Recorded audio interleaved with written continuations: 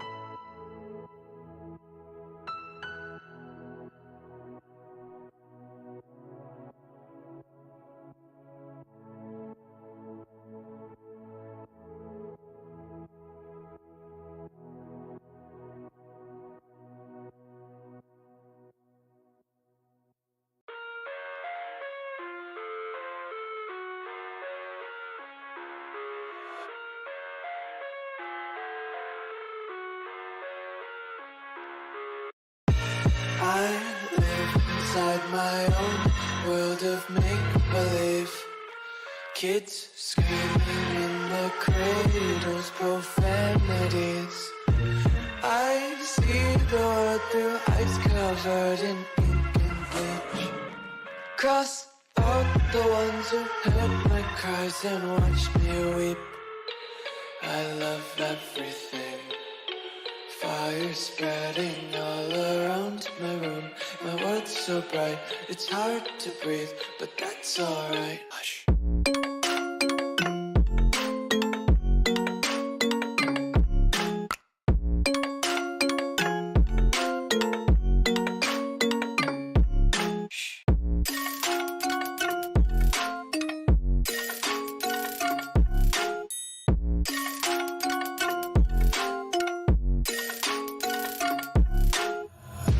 Take my eyes open to force reality. Why can't you just let me eat my weight in glee? I live inside my own world of make-believe. Kids screaming in their cradles, profanities. Some days I feel skinnier than all the other days. Sometimes I can't tell if my body belongs to me. I love everything. Fire spreading all around my room. My world's so bright, it's hard to breathe, but that's alright. Hush.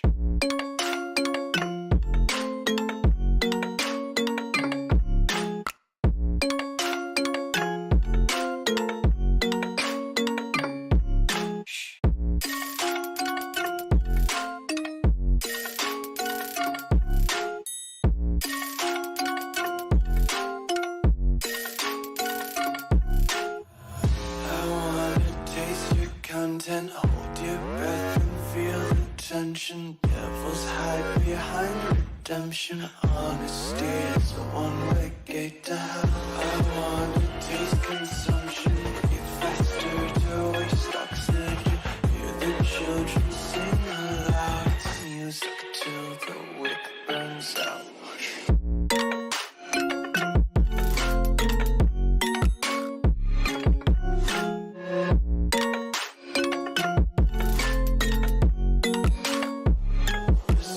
Be carefree lately, yeah. Just picking up daisies. Got one too many quarters in my pockets. Count 'em like the 4-leaf clovers in my locket. Untied laces, yeah. Just tripping on daydreams. Got dirty little lullabies playing on repeat. Might as well just ride around the nursery and count sheep.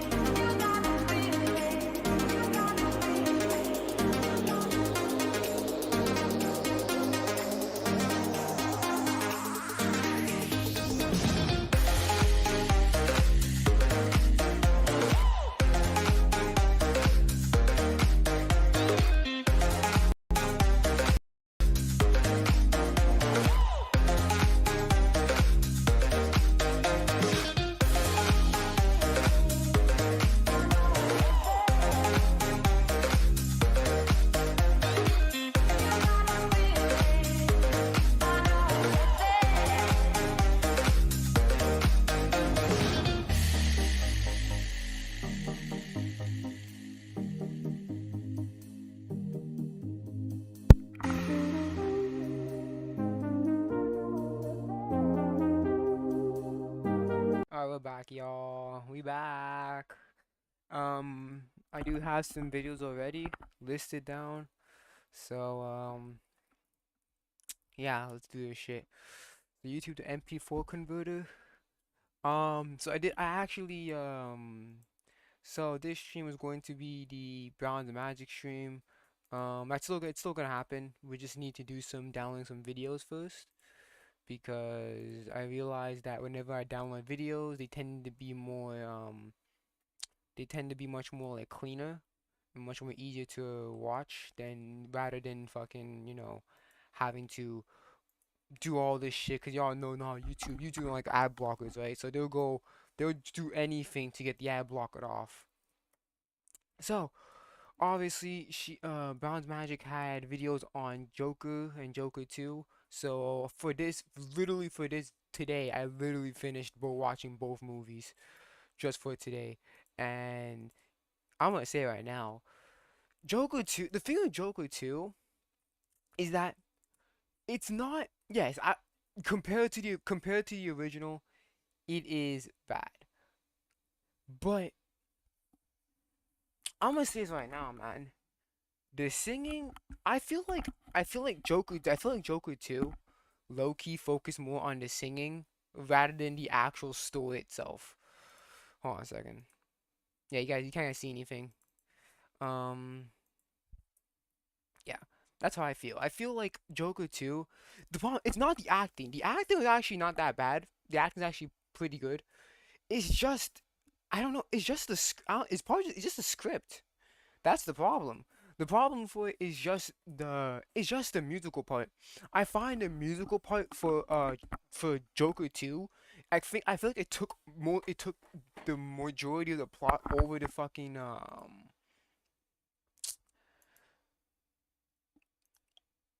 yeah. I feel like that part fucking took over this whole freaking story. Cause there were multiple musicals like every fucking time. And there'll be like at points where like you're even like even what is it? Video, audio, video. It'll be even at points where it's like, what the fuck, right? Cause I remember I was watching it, right? And then she was fucking talking about, oh, she was telling, Arthur, right? Oh, I'm pregnant and shit. And then Arthur's like, what? And then she just jumped straight to her song. It's so, I don't know. I find it was more like a fucking, I find the movie really catered to Lady Gaga. Right? 'Cause obviously she's like a singer and shit. So I feel like that fucking song. I feel like not song. I feel like if I mean it felt like a 2 hour fucking 2.5 hour song, but I felt like that definitely catered to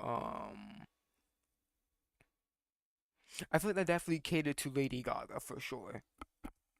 Like I understand they use Lady Gaga. She's a singer and shit, but that was majority Joker 2 was majority like fucking a Lady Gaga promotion, bro.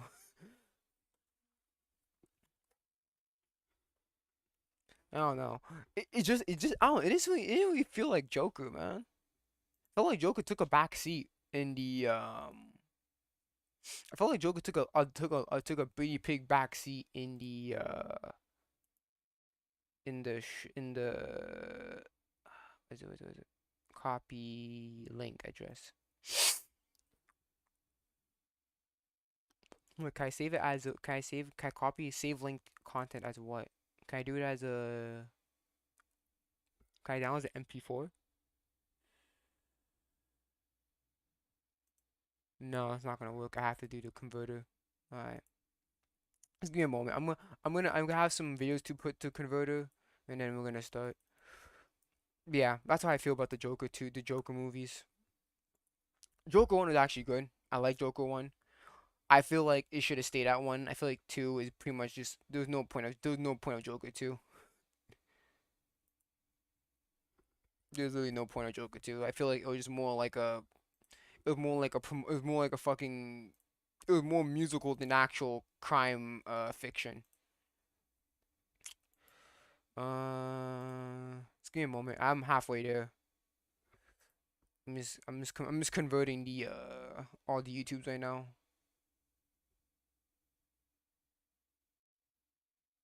Yeah, but yeah, it really felt like a Lady Gaga.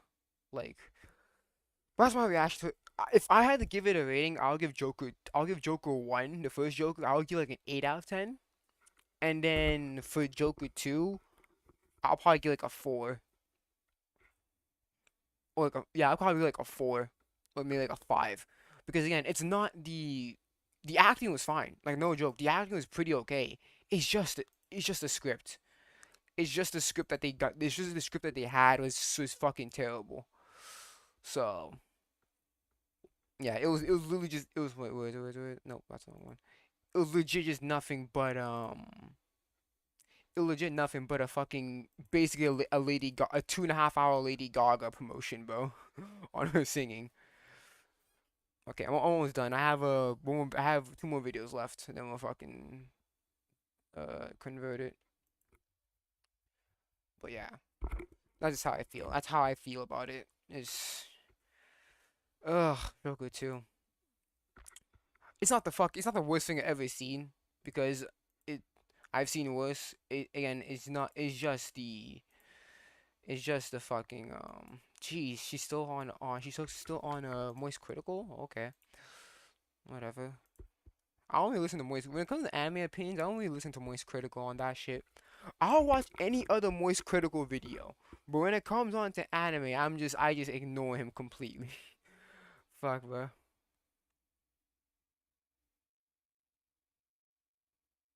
But I don't know. I don't know what you call him a fraud though.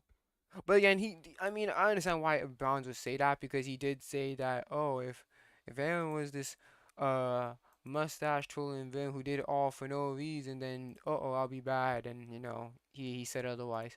Okay, I downloaded the videos. So I guess we're gonna go from oldest to youngest. So we're gonna start with the Warhammer Titan video, and then oh, you can't even see it. But here I'll just show you.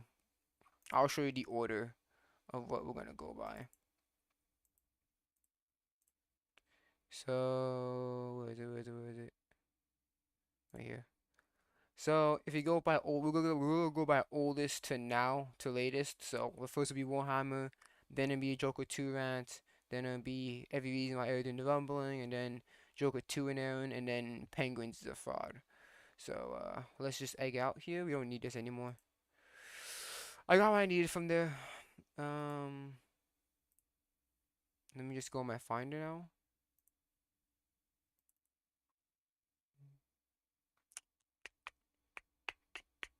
Where is it? Where is it? Why did Aaron do the rumbling? Wasted Warhammer time right here. All right, let's do it. Before I start though, let me just okay, hasn't played yet. Let me just put it on Mac OS. Yeah, save it, bitch. Um, QuickTime Player. Yay. Okay. Now this is the waste of the Warhammer Titan. What is the points? Okay, so before we start the video, I want to dish out my opinion on it. To show how I feel about the fucking Warhammer Titan. I feel like it was wasted for sure. I feel like I'm pretty sure, I understand why people would theorize why. Cause let's be honest here. One notable aspect of the Warhammer Titan was definitely the crystal, the remote connection being inside the crystal and shit like that. And plus, I feel like the problem is that the way that Aaron used it was so basic. He's used it for freaking pikes, not pikes, but like spikes or whatever, and that's it. He never used it for anything else. He never used it to create a weapon or make like a thin layer of like that the white skin armor, whatever it's called. It it's just I don't know, I definitely it was underutilized. I would definitely say that.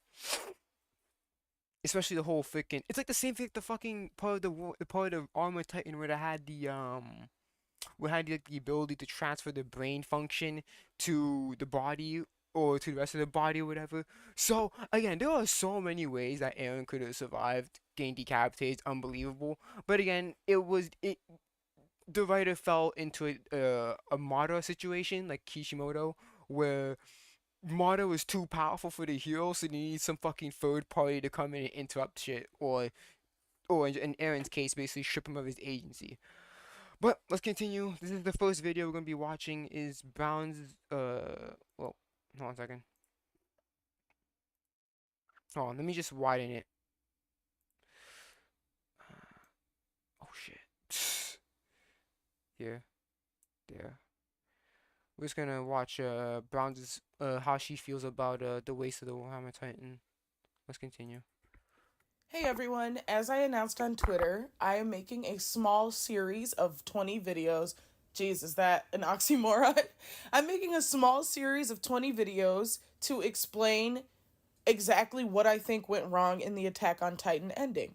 So this will be the first of those 20. A complaint that I get a lot regarding my 20.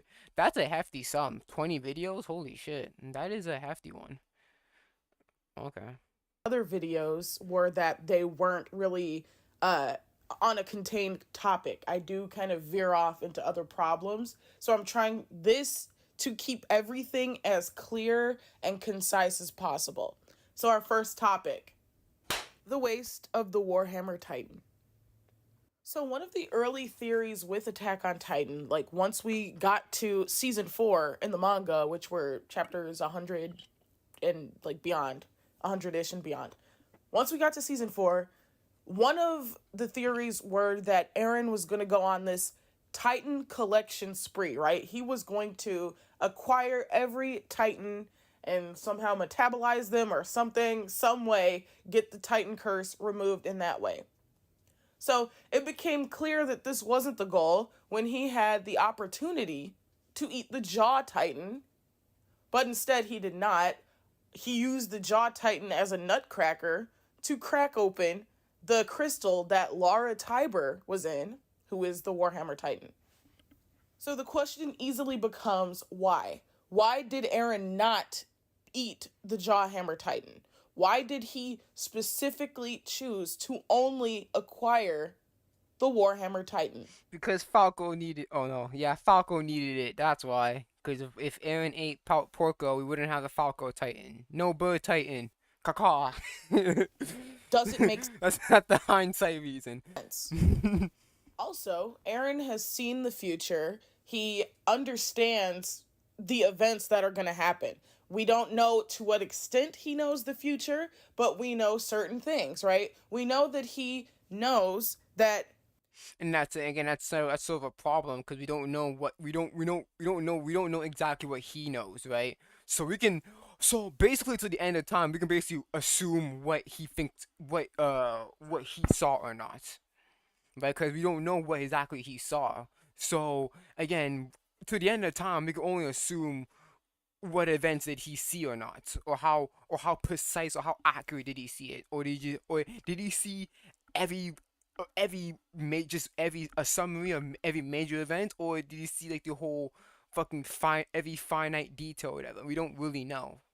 So the result of his actions, the inevitableness of the rumbling, is going to lead in some scenario that ends in Mikasa ending the Titan curse.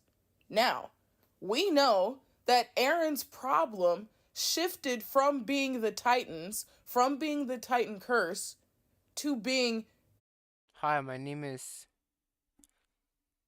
Elias.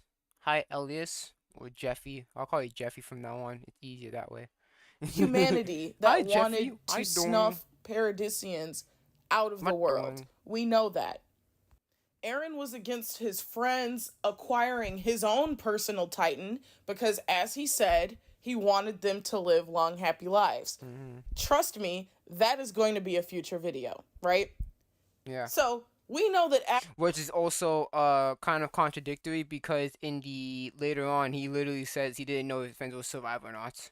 So legit, this, even though he does say this, it's also contradicted to what he said in 139 because he literally says that he didn't know whether his friends would survive or not. So did he really try to make his friends live long lives? Well, not really. after Eren kisses Historia's hand, he gets visions of the future. These visions, well, it's not entirely clear how much of the future he acquires from this. It's Okay, let me see here. What did we see here?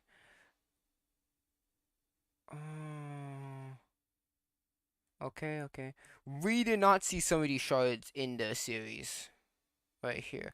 I think the ones we did not see is this one, The Hanji one, we did not see that in any chapter in the manga. This I have right here, which many people theorize to be Astoria, and I think it is Astoria, because you can. I thought it was Peak at first, but you can definitely tell, like right here, the two differences. That's Astoria, because she has lighter hair. So this shard of Astoria, that was never utilized. What else is never utilized here? This flock one, this was never utilized either. So there was, so that's why people theorized that there could be an anime only ending, because in this panel right here, there are shards that have never been connected to any past chapters or any future chapters after.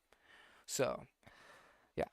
Not entirely clear. Well, shout out to 18 the Requiem. Shout out to 18 the Requiem because they used the Hanji chat. They used this Hanji shard for one of the flashback parts. So shout out to them. If he absorbs even more visions of the future by connecting in with Zeke. So we don't know exactly how much of what he's acquiring at different stages, but we Yeah, and that's sort of kind of an issue because we don't really know what did he see. Again, we have to assume that he saw everything, like exactly everything that's gonna happen, or we only saw major events and that's it. We don't really know. We can only assume, right? It's up to know that interpretation on he that at part. some point acquires the knowledge that the Titan curse will end with whatever Mikasa decides to do at the end of the series. I believe this is shoehorned in. I believe this fact It was shoehorned in. There was no setup to this. There was no setup that Mikasa was linked to Ymir at all. You can go all the way back to you can go to previous chapters. There was no link, direct link between Eren and not Eren, Mikasa and Ymir. It was always Eren and Ymir. Literally the first chapters. I think the first chapter is called "To You 2,000 Years From Now." So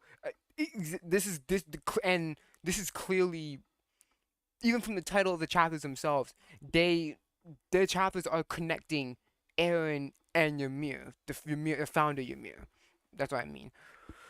And then I think the other one, I think one of the chapters was "To You 2,000 Years Ago," which was a flashback to Ymir, whatever. I forgot what it's called. I don't know what chapter number was that. But again, it was always Eren and Ymir connected. No, it was never Mikasa having parallel with Ymir. It doesn't really make sense.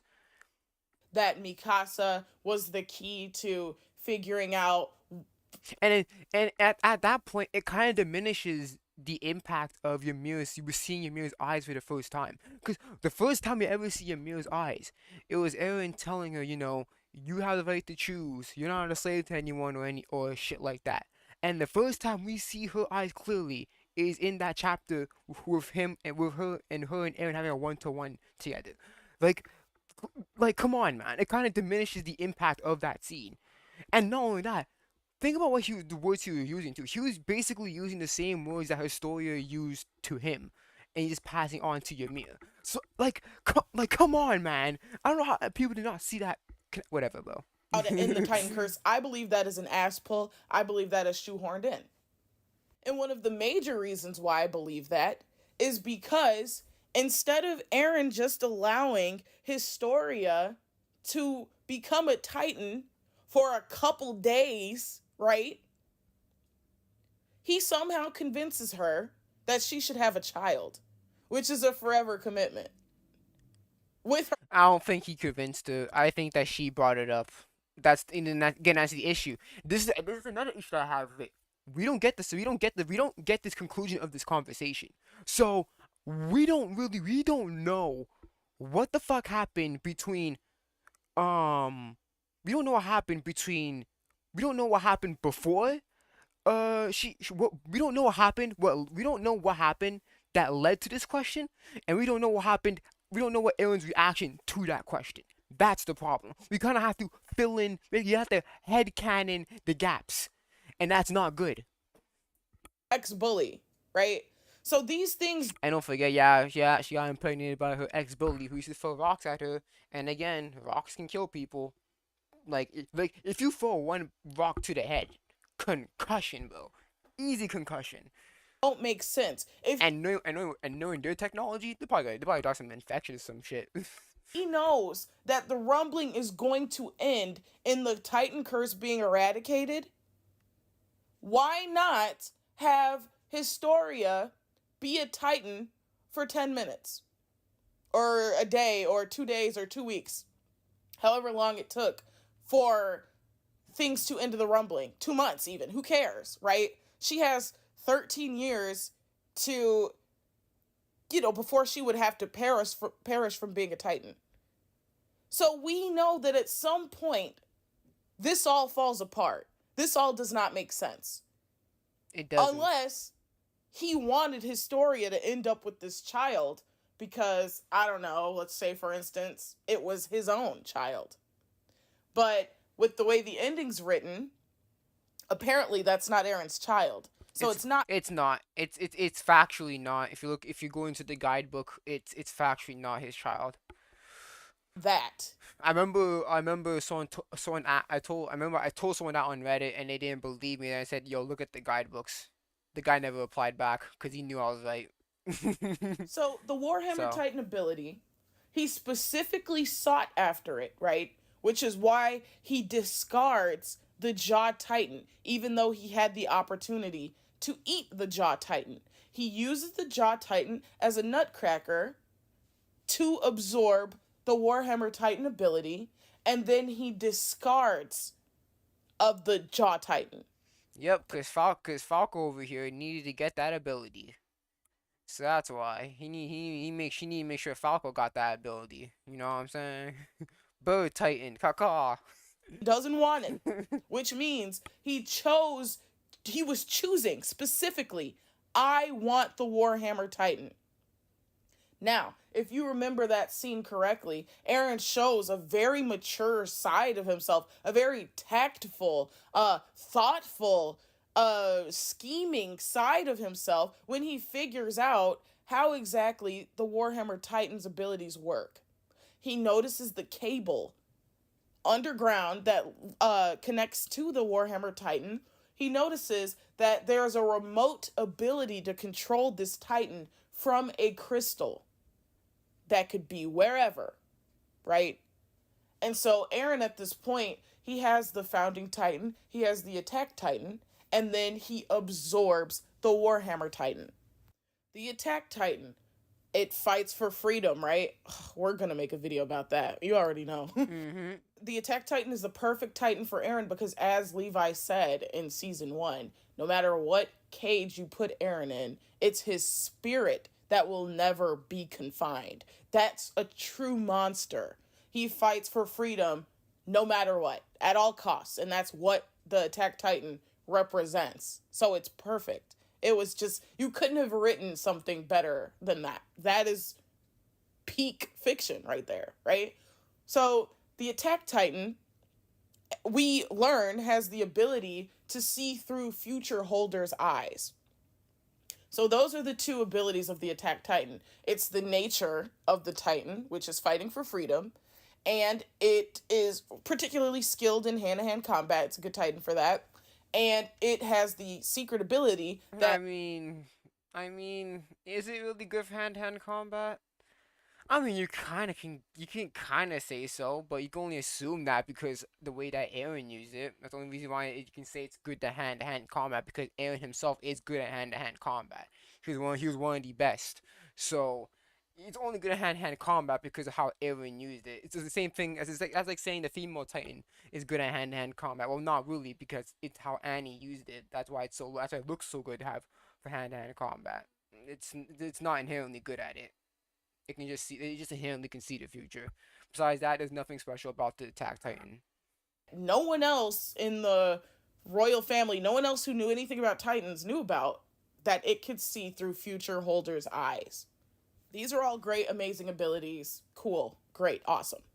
The Founding Titan has the power to control the composition of Eldian bodies, memories, and somehow can transform into other fucking Titan, like the Colossal. It can somehow turn into a Colossal Titan without even eating the inheritor of the Colossal Titan. Break the power system, I guess. Bodies, reproductive organs, just their body. It's the god of the Eldians, period. Not only that, but it can create structures of anatomy, right? Like, the Founding Titan is what builds Titans. Those are its abilities. So it's basically God. In every sense, it's God, right? And so that is the ability of creating all of these false shifters that the Alliance has to fight at the end of the series. The only function of the Warhammer Titan that Eren did not possess, because remember, in season 3, he consumed the hardening ability from a jar, which, you could talk about if that's good writing or not, but he consumed that ability from a jar. Eren used It's a plot convenience, but it doesn't really matter. But you can't. But it's still a plot convenience. 'Cause it's convenient how the guys are going. The people were going. They were going to die, and then the fucking the vial that Vod was using was a hardening vial. So you can chalk it up. You can chalk up the plot convenience for sure. that ability to patch up the hole in the wall, right, back on Paradis, and he can also use that ability to enhance his other abilities, hardening his fists so his attacks have more impact, creating weapons from this hardening material, right? He did not do that. He did not create any weapons, actually. I think the only thing he did, the only thing he used the Warhammer Titan for was the spikes. He used it to escape prison, and he also used the spikes. He made spikes with it. He was already able to harden his fist beforehand, because because when he had the vial, he can only harden. Well, we can't harden. Well, for him to be mobile, he only able to harden parts of his body so that way he can still be mobile. He can't harden his full body and still be moving. He can't do that. So he's been able to harden his fist since the pre-time skip. So him hardening his fist post time skip is nothing new. Weapons, It's not really contribute to the Warhammer Titan. etc., so on and so forth. We saw this ability with Annie, but that was more crystallization more than hardening, or maybe it is kind of the same. It has the same function, right? Well, Annie said that she got experimented to hell, so you could argue that that's partial. That the vial that one of the vials that she got injected with was a partial Warhammer ability, which gave her the a certain ability. It's like similar to like how for her with her with the Beast Titan, right? Because she can call Titans to her, but she can't control them, right? So she only got partial abilities. She doesn't have the full control like a Zeke, like if she was a Beast Titan or if she was a Warhammer Titan. The only new ability that he acquires in getting the Warhammer Titan is the ability to remotely control And making weapons. He can't make weapons. He couldn't make weapons before, but now he can make weapons. But then again, he never made any weapons with the Warhammer Titan at all, and he never. And the only thing he did with it, besides that, was also just make spikes. Besides that, he never made anything else. And again, yeah, true that he didn't use the most unique aspect of the Warhammer Titan, which is remote control. Never used it, which is actually so stupid, so underutilized. a Titan.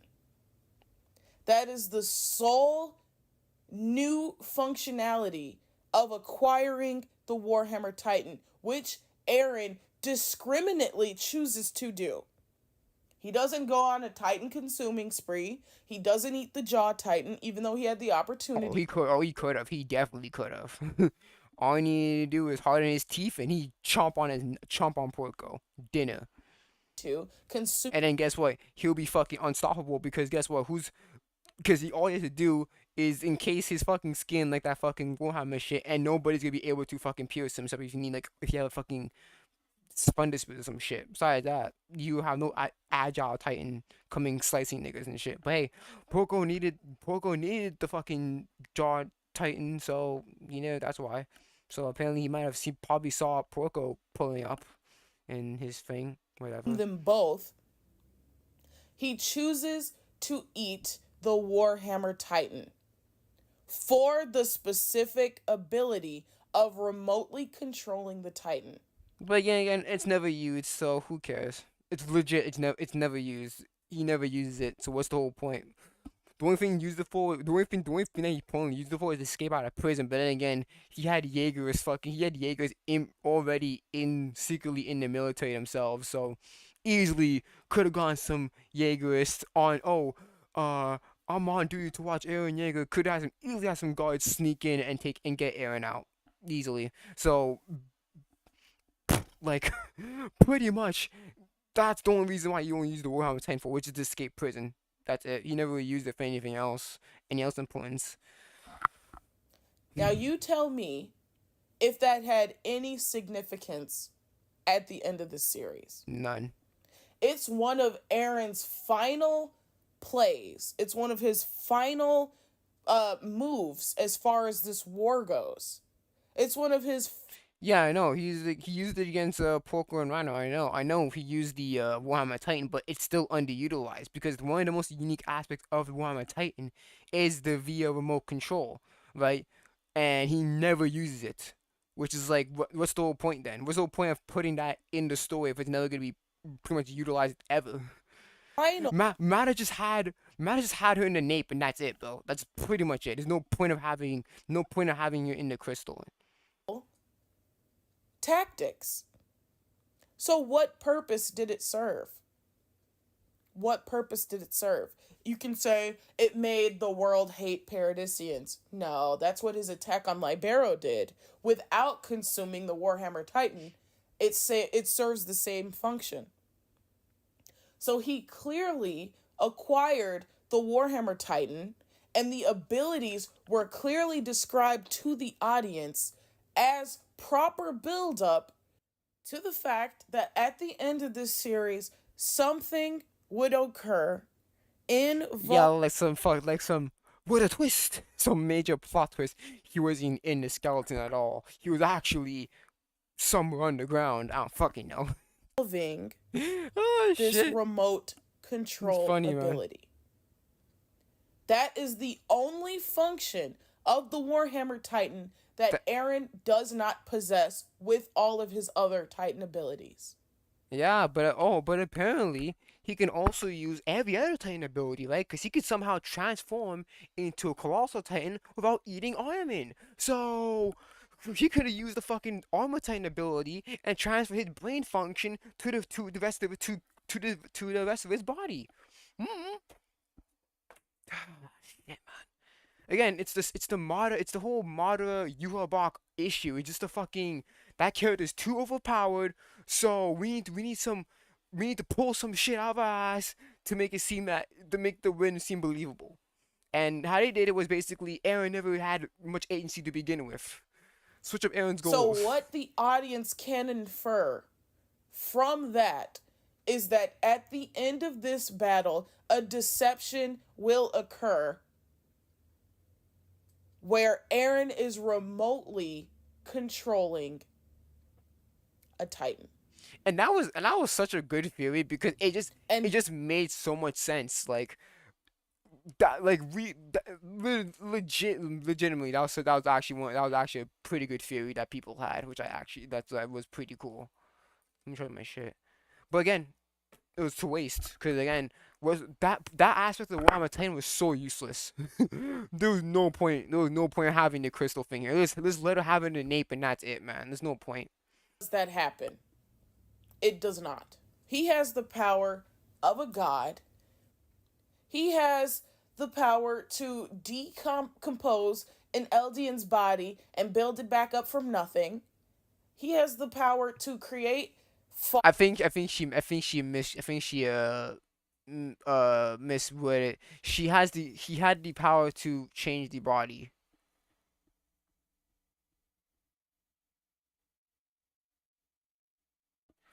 Hold on. As cool as the founding was, he was never established without the ability to give his user titans that he never possessed.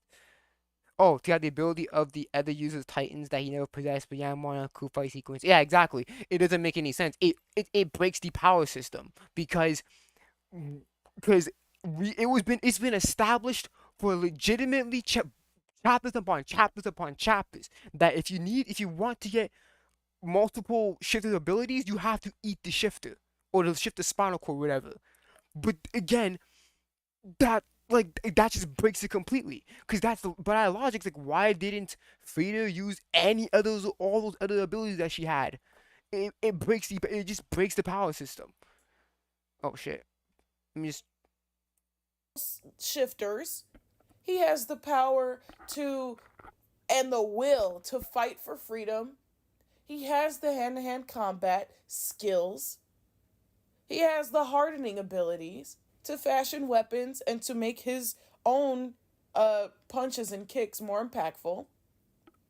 The only power he does not use at the end of this series is the power he acquires in the fourth act of the series.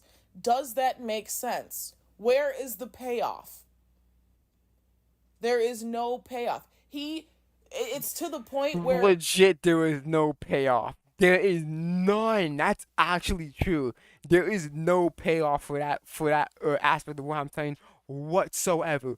Cause again, why introduce it if it's never gonna be used again? It's the same thing like the fucking Reiner thing. When Reiner was able to somehow transfer his brain function to his body, that aspect of the Arm Titan is never used. So that means that Eren had more than one way of surviving decapitation. But again, he had to make Mikasa the hero, or he had to make fucking the guys he had to make fucking Demir break her love Mikasa, whatever the fuck it is. I don't fucking care.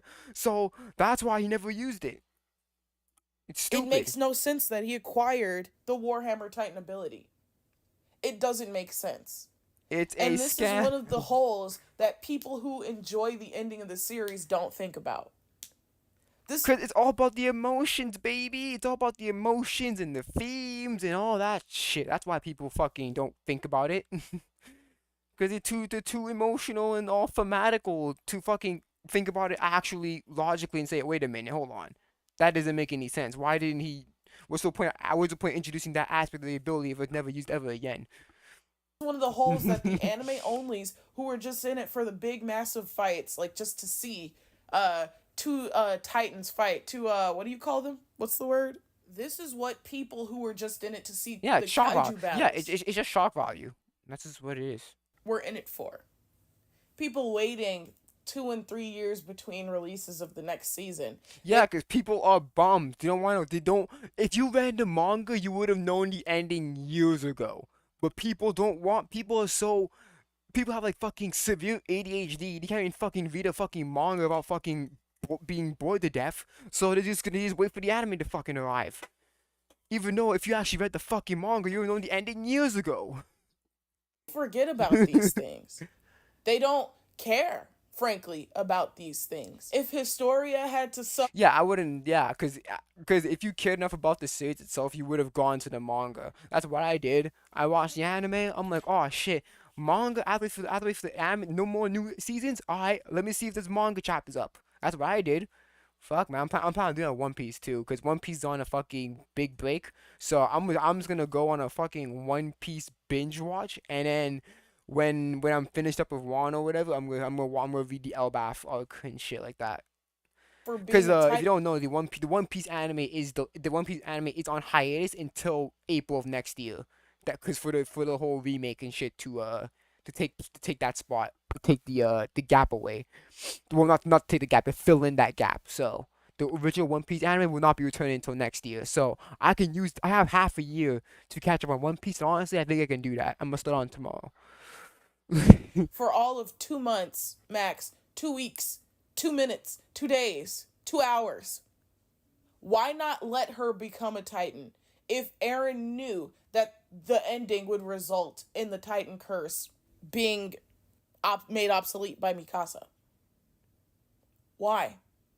Cause Why she exactly did Historia have a baby? That no Eren reason. gave her the okay to do. That she, for some We reason, don't even know if he gave her the okay at all. We can only assume that he gave her the okay. We don't even know what led to that question, and we don't know what Aaron's reaction to that question. So we have to guess and headcanon what was his reaction and what led to it. There was nothing. We have to guess and assume, and that's shit. That's garbage. asked him if she should do it. Makes absolutely no sense. If he knew the Titan curse would be over by the end of the rumbling, why kill Lara Tiber?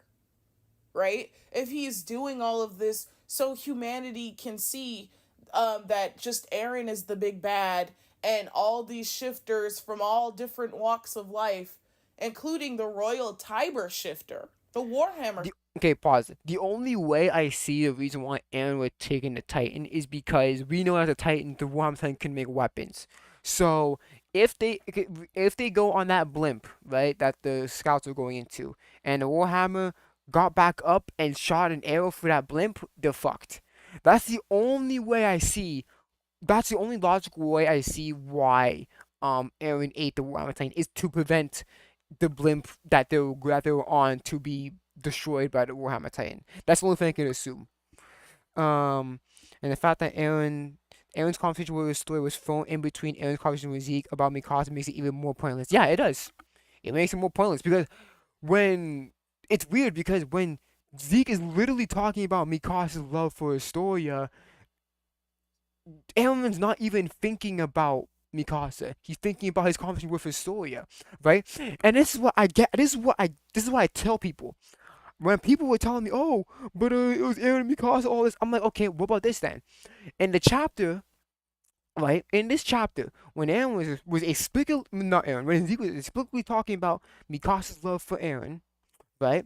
Instead of Aaron thinking about back in chapter 50 when Mikasa was basically trying to confess or whatever, or maybe maybe back in when in the fucking little train thing after doing all the tracks and stuff like that. Instead of thinking of those moments in between what Zeke's talking about, or maybe just instead they're historian they're thinking they're basically one on one, not one on one, but they're basically next to the Historia conversation. So so it's just like okay, so Zeke's talking about Mikasa, but Aaron's thinking about Historia. Why is that? If the writer wanted us to know that Aaron's thinking about Mikasa, why not just either remove all that Historia shit, have that somewhere else, or replace it with more Mikasa shit? And then I actually had people come and tell me, "Oh, but that's just his paneling style." No, it's not. Nobody does that on purpose because those conferences take place in two different places. Why?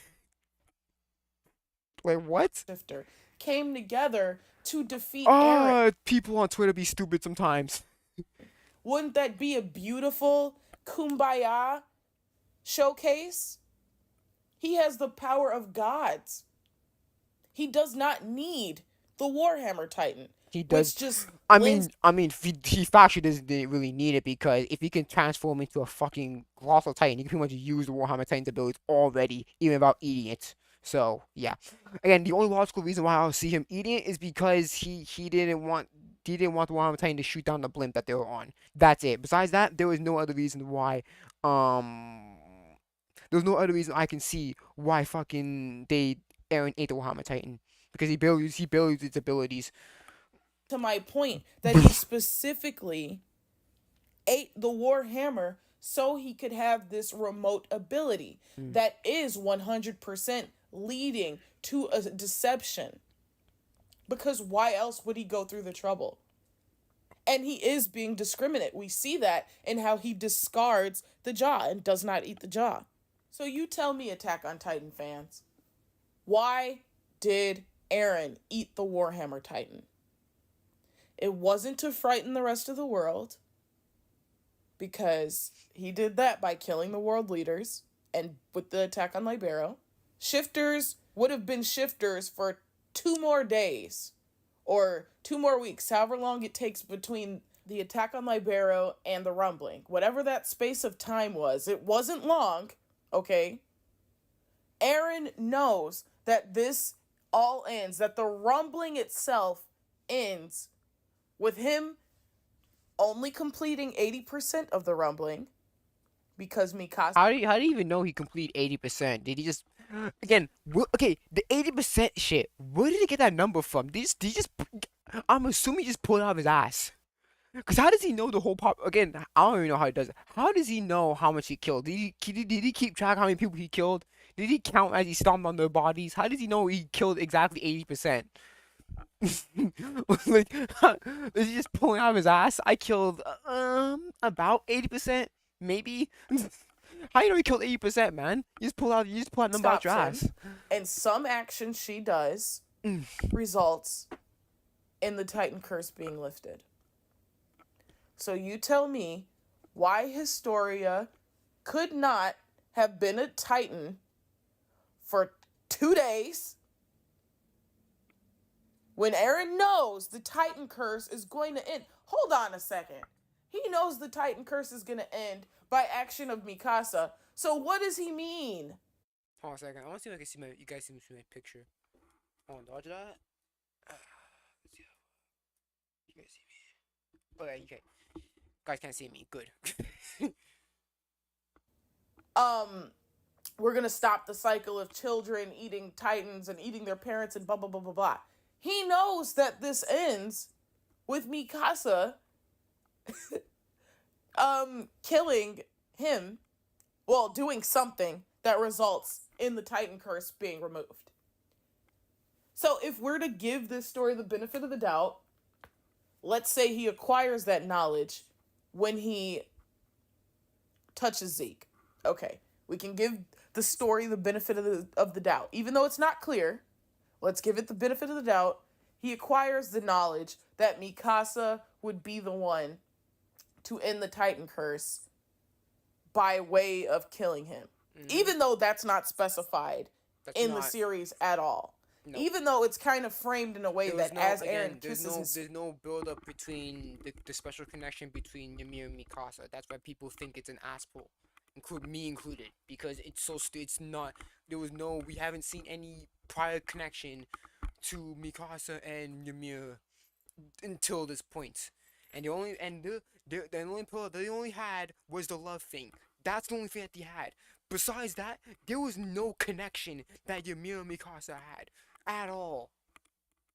So the writer had no choice but to go on that love aspect, because besides that, there's no commonality between there's no parallels between Ymir and Mikasa at all. Besides that aspect, and even then, that's still bad, because that's kind of saying that Eren, in turn, is like King Fritz, which is a complete fucking, like, if that was a complete fucking lie. You actually think that Eren is similar to King Fritz? Not at all.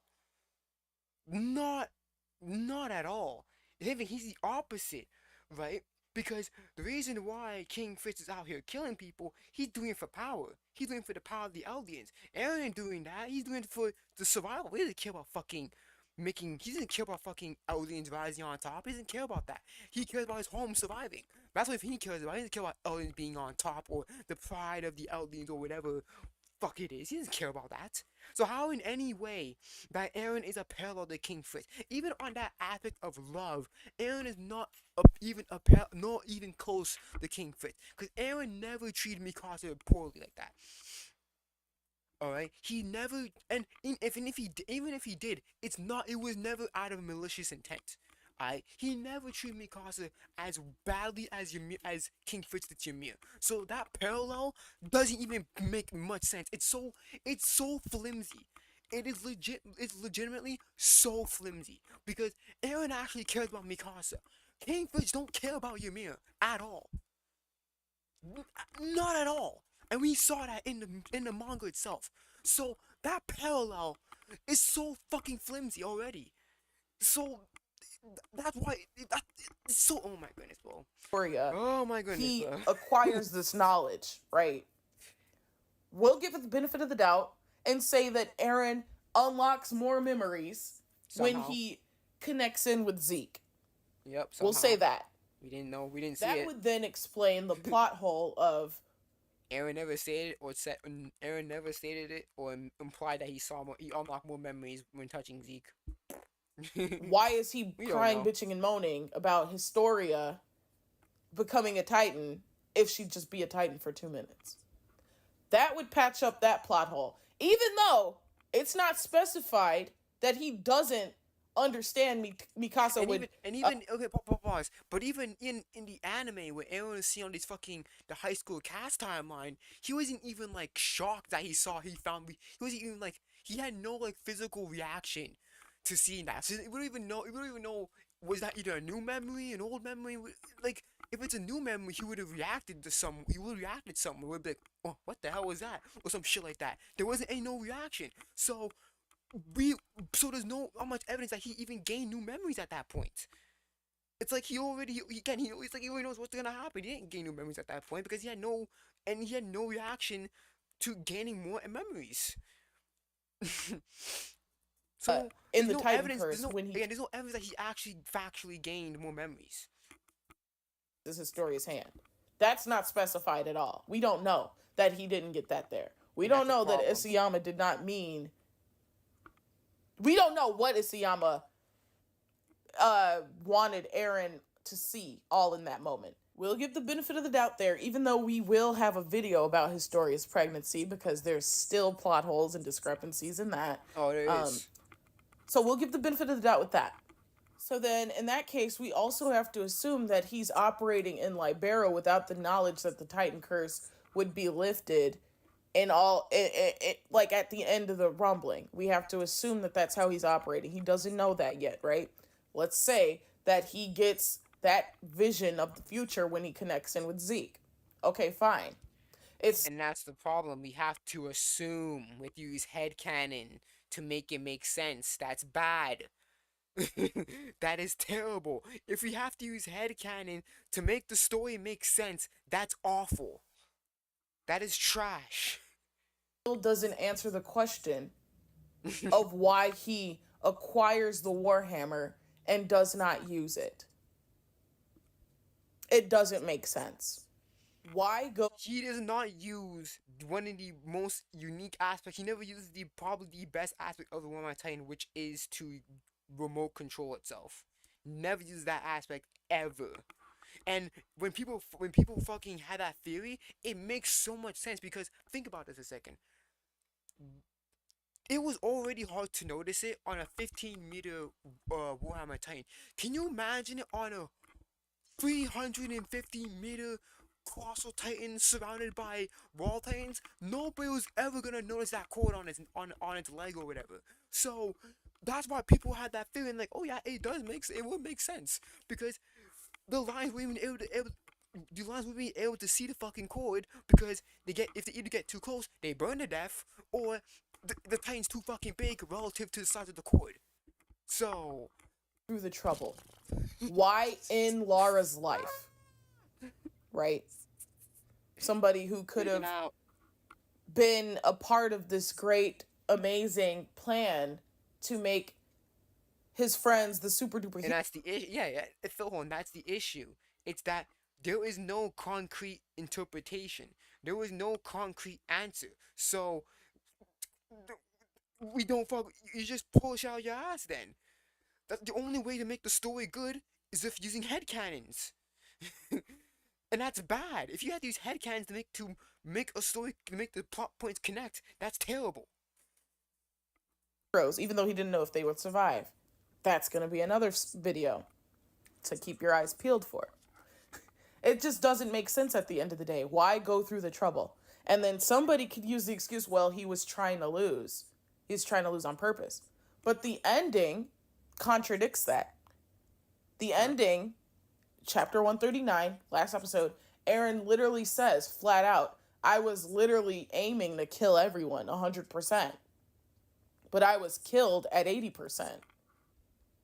Okay, but that also contradicts the fact that he was trying to make the Alliance super duper heroes. Do you see what I'm saying? It's the problem because even when in the manga, legit in the manga, I'm not using no fucking anime interpretation. Anime is the definitive version of the series. No, fuck that.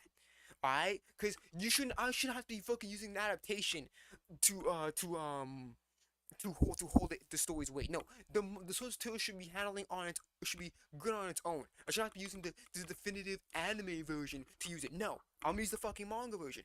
In the manga, legit Eren, when Armin asked why did you do this, he said he don't know why, but he had to do it, which is so stupid because every time Eren did something, he added a reason behind what he was doing. So for him to say I don't know, it's so stupid. It's like Isayama And in the he contradicts himself he contradicts himself in the same chapter itself. Because he literally said in the beginning, you did it for us? Yeah. Oh, why'd you do it? I don't know. Well, it was actually get to Mikasa's choice. Nigga, which is it? I understand you got multiple motivations, but you say you didn't know, and then you're saying, "Oh, I didn't know you guys were going to survive." But oh no, but I want to make you guys live long lives. What the fuck do you want, man? What the fuck was your goal? Ah, last episode in this last chapter was just throwing anything at a wall to see what sticks, because that's how gaslighting works.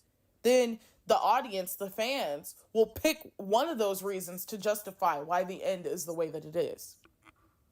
But the people who actually care about what, some of us, our favorite character is Aaron.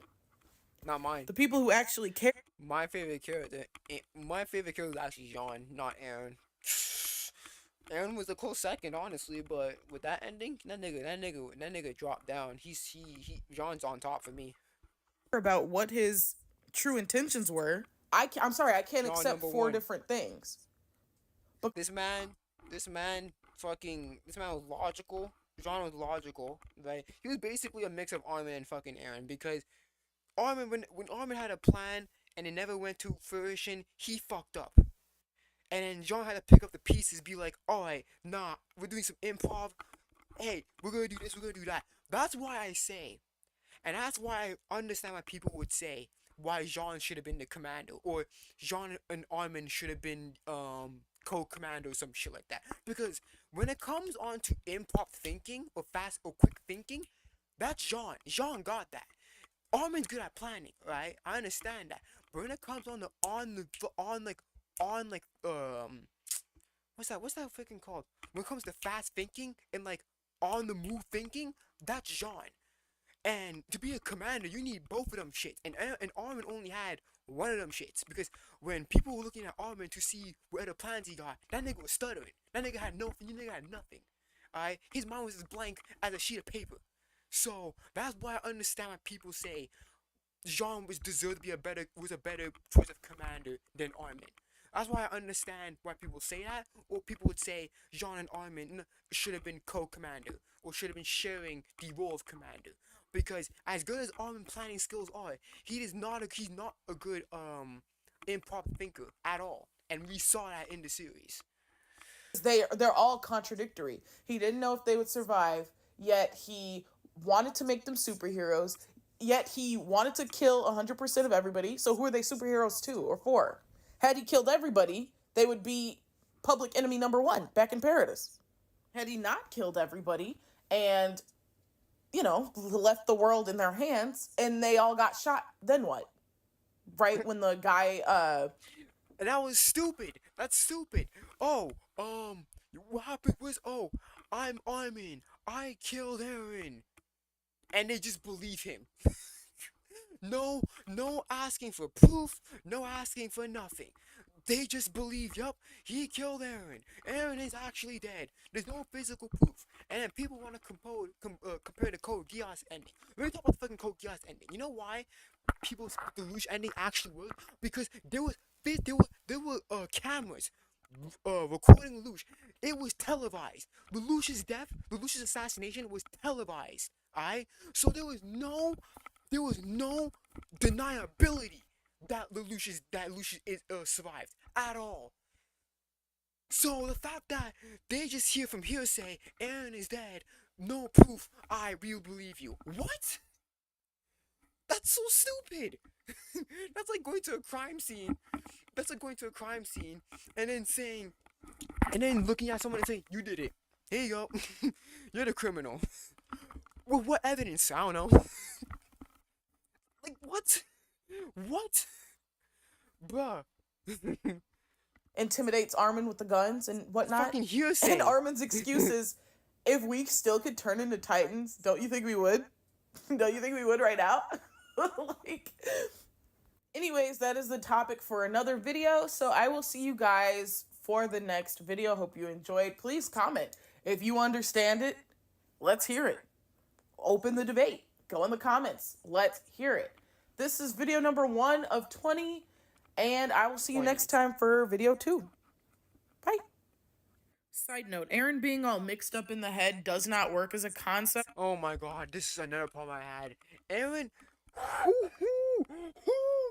oh that rant.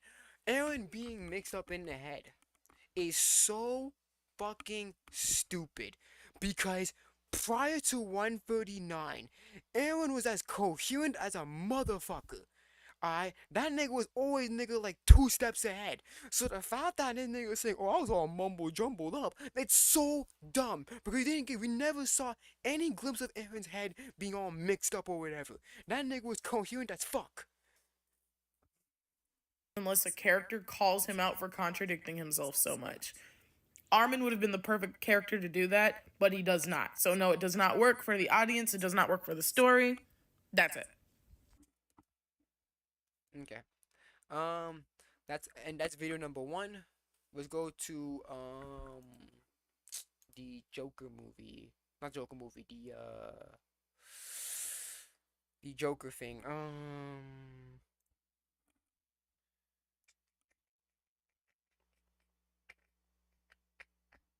No, I'll have to go on the thing. Um. Okay. Which one is it? I think the second one is the rant on Joker 2. Okay, yeah. I think it's the rant on Joker 2, and then it's the why did Aaron do the rumbling, every reason, and then it's the Joker 2 and Aaron, and then the last one is Penguin's the fraud. Okay, short video, Joker 2. Let's just do this one.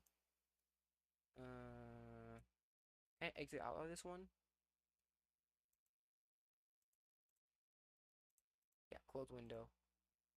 Thank you. Alright.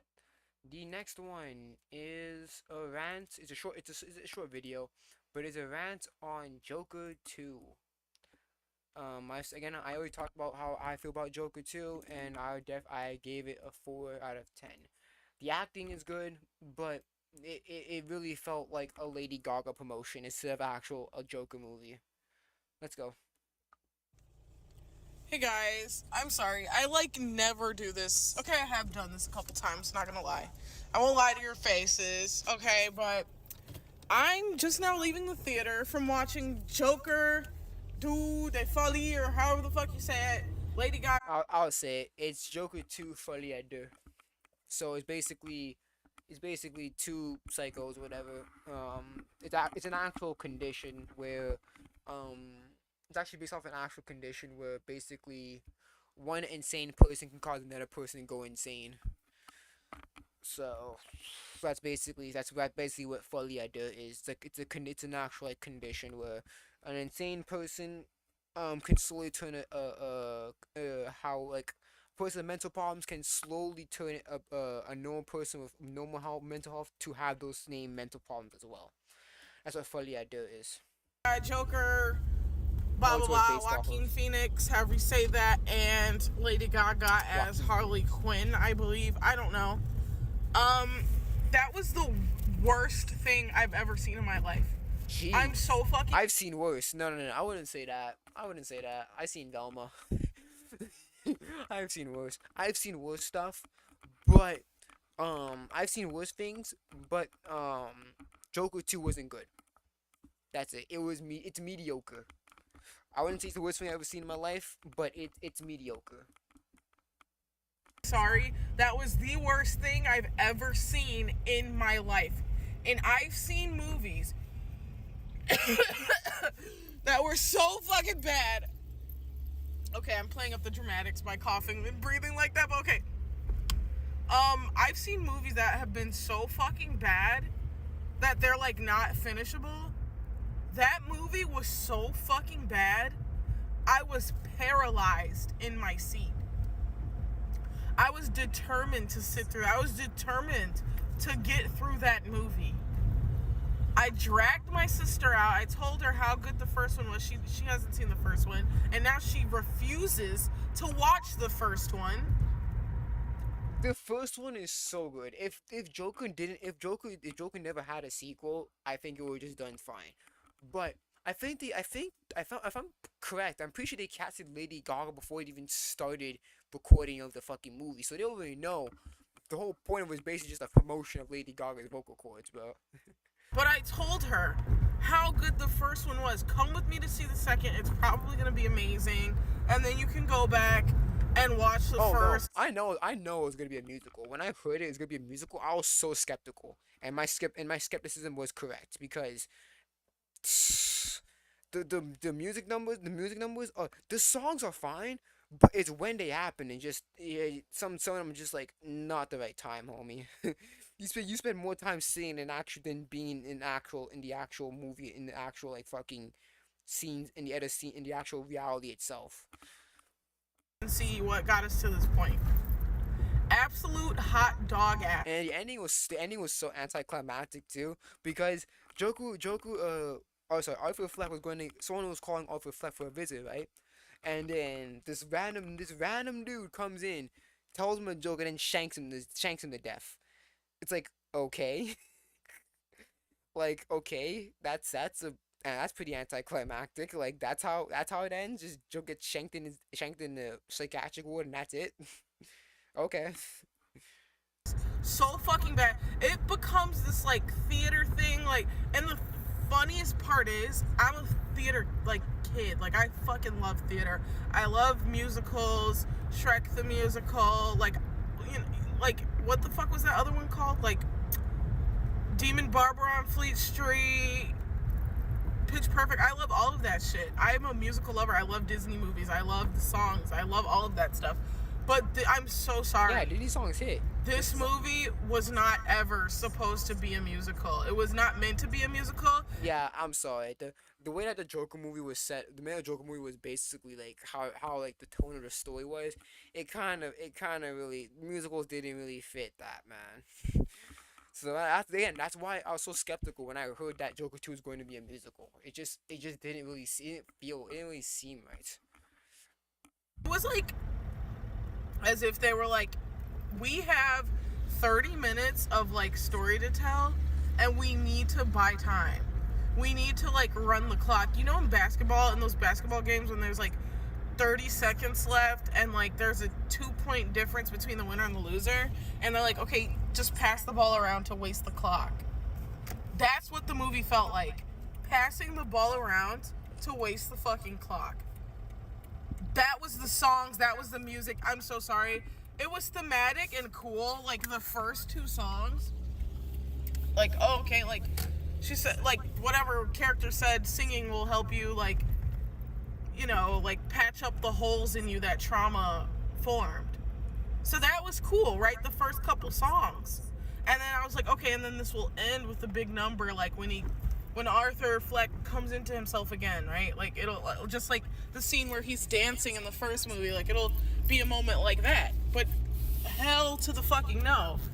That movie is a black hole of artistry. I'm so sorry. It turns into a fucking Lady Gaga concert at some point. Spoiler alert, Arthur fucking dies. It's like stupid. It's like weird and bad. Again, it's so anticlimactic because he dies and he doesn't die in some spectacular way. He just gets shanked. He just shanked to death, like by some random dude who we don't even know, we have never met before. The guy tells a joke, which is like, oh, you get what you deserve, and then he gets shanked to death, and then he dies. That's it. That's how it ends. And horrible and awful. I'm so sorry. It was just like not good. I'm at like a loss for words. Because my thing is, a lot of people thought Wish was bad, and I was like, let me watch this and like not let the opinion sway me, right? So I did the same thing with this movie. Wish I do not think was bad at all. I'm so sorry. Wish was not a bad movie. If you didn't like it, I'm sorry. I don't think Wish was bad. I think it was. The problem is, the reason why people think Wish is bad because it had such high expectations. Because don't forget, this is the 100th anniversary movie of Disney. This is celebrating 100 years of Disney. And Disney from the 20th century from here be making bangers, bro. Hunchback of Notre Dame, fucking Tarzan, Lion King. They'll be making bangers. So when people was going to this movie, they had such high expectations because this is the 100th anniversary of Disney. people had so high expectations, and Wish did not do well for that. I that's why people do not like it, and it just also it's super safe. That's the problem. It's also for a movie that's supposed to celebrate hundreds of Disney. It's super safe. Ugh. Like, I'm looking at you a little funny because, and I'm not the bitch to be like, it's a kids movie, be for real. I'm the type that's like, okay, like, actually try and see Oh what they no, were. I don't care. I don't care if it's a kids movie or not. You can still criticize it, but I fucking hate Toy Story 4, and that's a kids movie. I don't care. I'll still shit on it. Fuck, bro. Toy Story shit ended at 3, and that's it. Toy Story 3 had such a good ending, man. Such a good ending. And oh, nope. Here's a fourth one, and here's a fifth one coming next year. Yo, fuck Disney. This is why I don't like Disney sometimes, bro. They love the milk shit, man. Fuck Disney. Going for, right? And that's what I did with this movie too. Like, I tried to see what they were going for, and it just missed the mark. Like, the mark was completely missed. And I hate to say that because I fucking love the first one. And Yeah, I think first one's we good. all, This one's actually everybody good. who went to see this movie went because of our love and respect for the first Joker movie. Like the first one's actually good. You really got to saw like you get to see like for Arthur Fleck what was reality, what was fucking in his head and shit like that.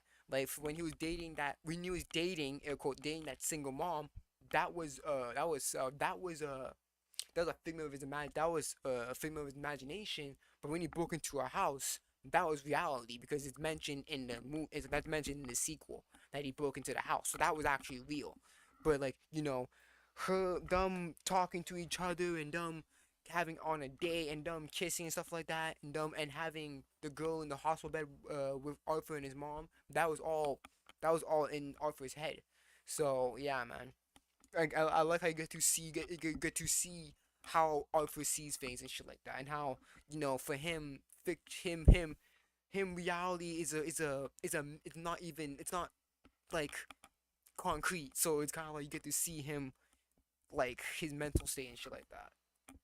And it just does not compare. Not a bone in its body could compare to the first movie at all. I'm sorry, but I don't know, but I think that the way that Bruce parents die makes more sense than how it is in most in the comics because in the comics there was no riots or anything. They just went to the alleyway for some dumb reason. I know in certain comics they say that he got assassinated or whatever, but essentially it was a robbery gone fucking wrong. But in the Joker movie, there was a whole riot and all that shit, and then people didn't really like Thomas Wayne for what he called people. He called them clowns and shit.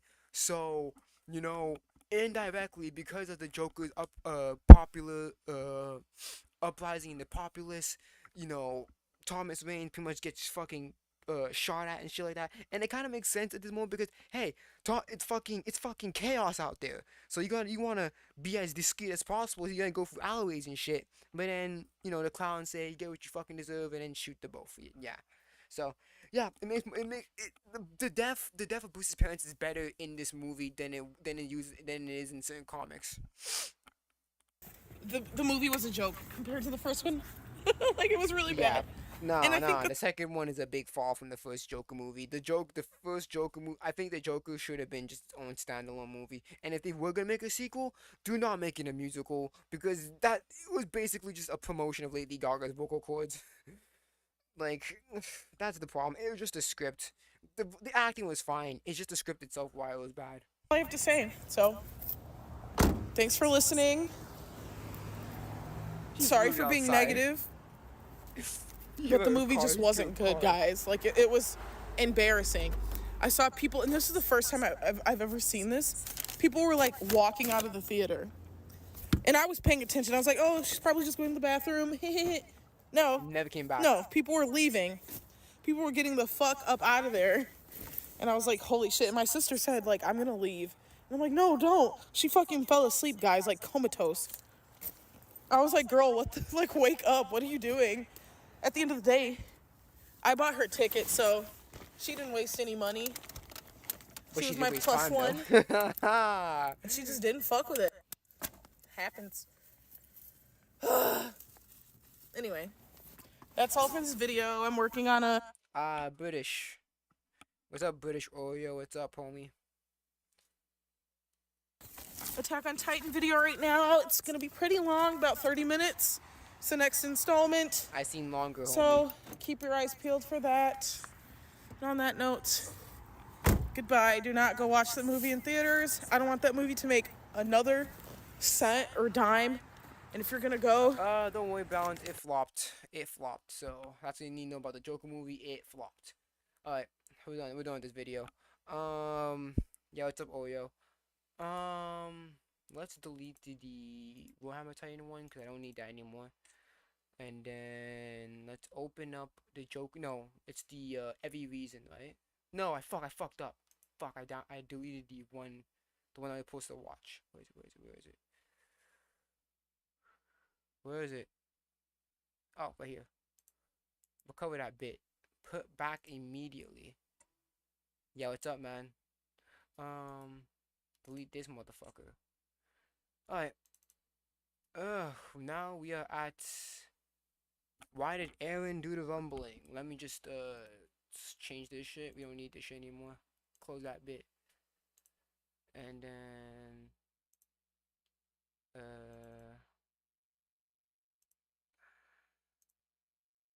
there we go. Alright, this is the next video. Next video is why did Aaron do the rumbling? Every reason, every possible reason. Let me see all my frames. I've been dropping frames, but besides that, it's pretty fine. She's been using screenshots, so I don't really need to really do much there. Trash. Okay, open up the trash. Keep the trash open up. Oh yeah, it's probably because I had my camera on accidentally. Oopsie. Alright, next video. Why did Aaron do the rumbling? Every possible reason. So let's jump in. Let's do this shit. hey guys, welcome back to the channel. In today's video, we're gonna What the fuck was that? What was that SpongeBob transition noise? What the fuck was that? talking about the reasons why Aaron did the rumbling. Specifically, we're going to be seeing if he did the rumbling to make his friends live long, happy lives. That's what this video started as, but as I started doing my research, going back in the manga and whatnot, it became bigger. It became why did Aaron do the rumbling? So depending on the title, Sorry, British Oreo, can you please stop spamming? I understand you you representing your country right now, but just tone down on the spamming of the flag, please.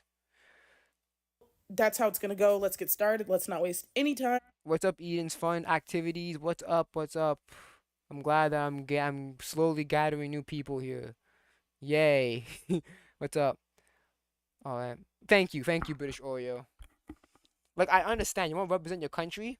Good job, bro. I understand that, but just be careful. Just don't spam too much, okay? Can you just spam every spam the flag every 5 minutes? 'Cause I'm gonna be here for a while, okay? I'm not even halfway through this fucking my schedule, so yeah. It's okay though. It's okay. I'm just saying, just be careful just spamming the flag a lot, you know? But represent your country, man. Appreciate your patriotism. So the reason Attack on Titan as a fandom is pretty split is because there are half of us who believe that the ending was not only rushed, but it was also filled with ass pulls and shit that should not have been in the series at all. Like, Aaron's character was pretty much retconned and demolished by the way that the story ended. And as That's where I stand right now. Isayama said in interviews, the ending was changed. He goes back and forth, he flip-flops back and forth. So I'm of the belief that the ending is bad, that it was changed, and that he demolished Aaron's character. Oh, yay! We did it, guys! We reached 60 subs on the channel. I don't have any sub doing music. Alright, bye, British Oreo. We did it! Oh, we had 60 subscribers, man. That's good, bro. That's good, man. Alright. Slow motion better than no motion. Let's do this shit. Alright, bye British Oreo. Have a nice day. I know it's probably like if you're living in England, it's probably like fucking like 4 o'clock in the morning for your ass. So I know you're sleepy as fuck. So good night, man. Have a nice night.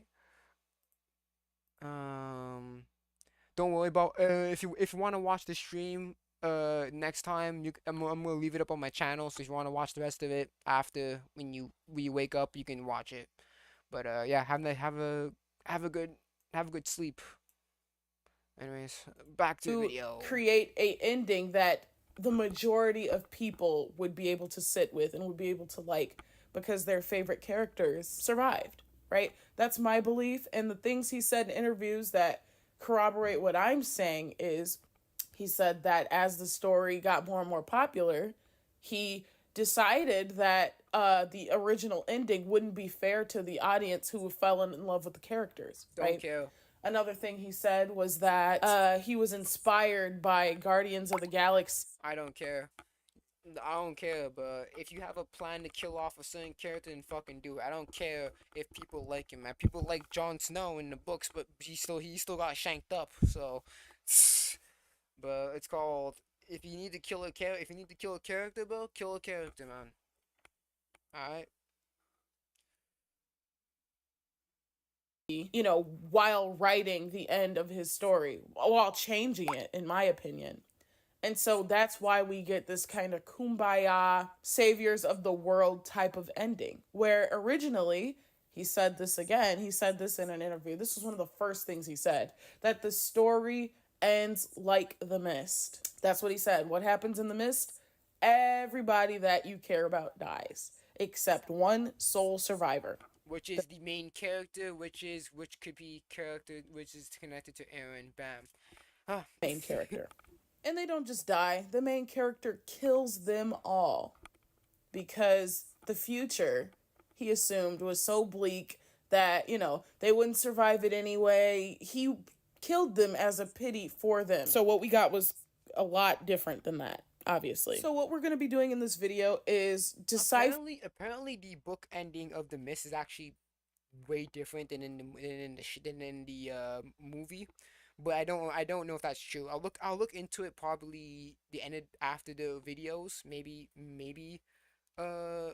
probably after these videos I'll probably look into it. But if I'm correct, I'm pretty sure the book ended differently than the movie. But obviously most people would watch the movie of The Mist rather than fucking read the book of it. So it's most likely that the writer it's most likely than fucking the writer did watch the movie instead of reading the book. I guess sorting. I don't know if they translate. I don't know if they have the mistranslated on in the book of the mistranslated in Japanese. So if anything, we probably just watched the movie and had it in like Japanese subtitles, some shit. The topics on this list, the 10 reasons that the story introduces why Aaron did the rumbling. We're going to be sorting between which of these have merit woven deep into the fabric of the story and which are ending ass pulls, pretty much. Okay, let's get started with topic number 1. Aaron did the rumbling to eliminate the threat to Paradis. This one is true. As we see early on in the series, Aaron has a very protective nature.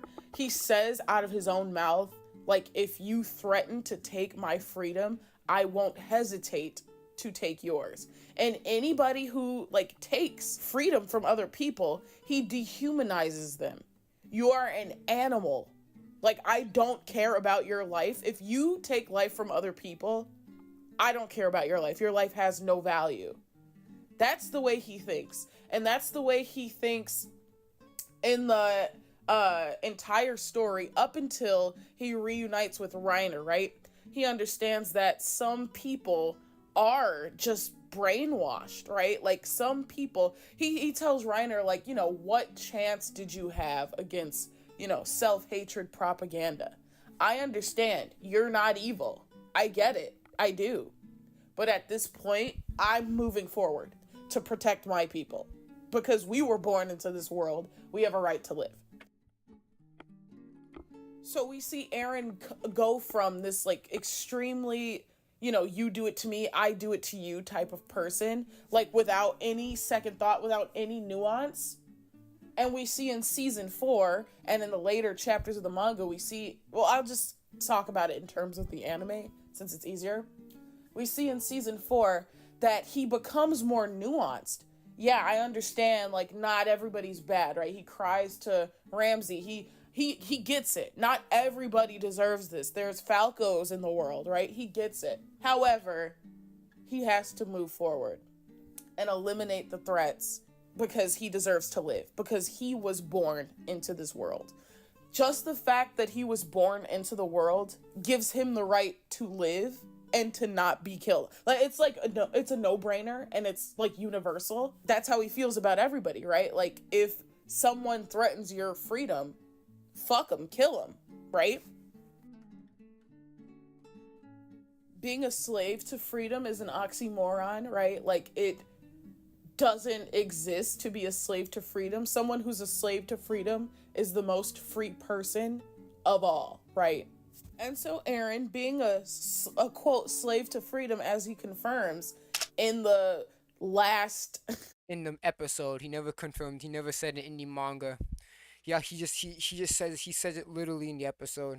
He never said it in the manga itself.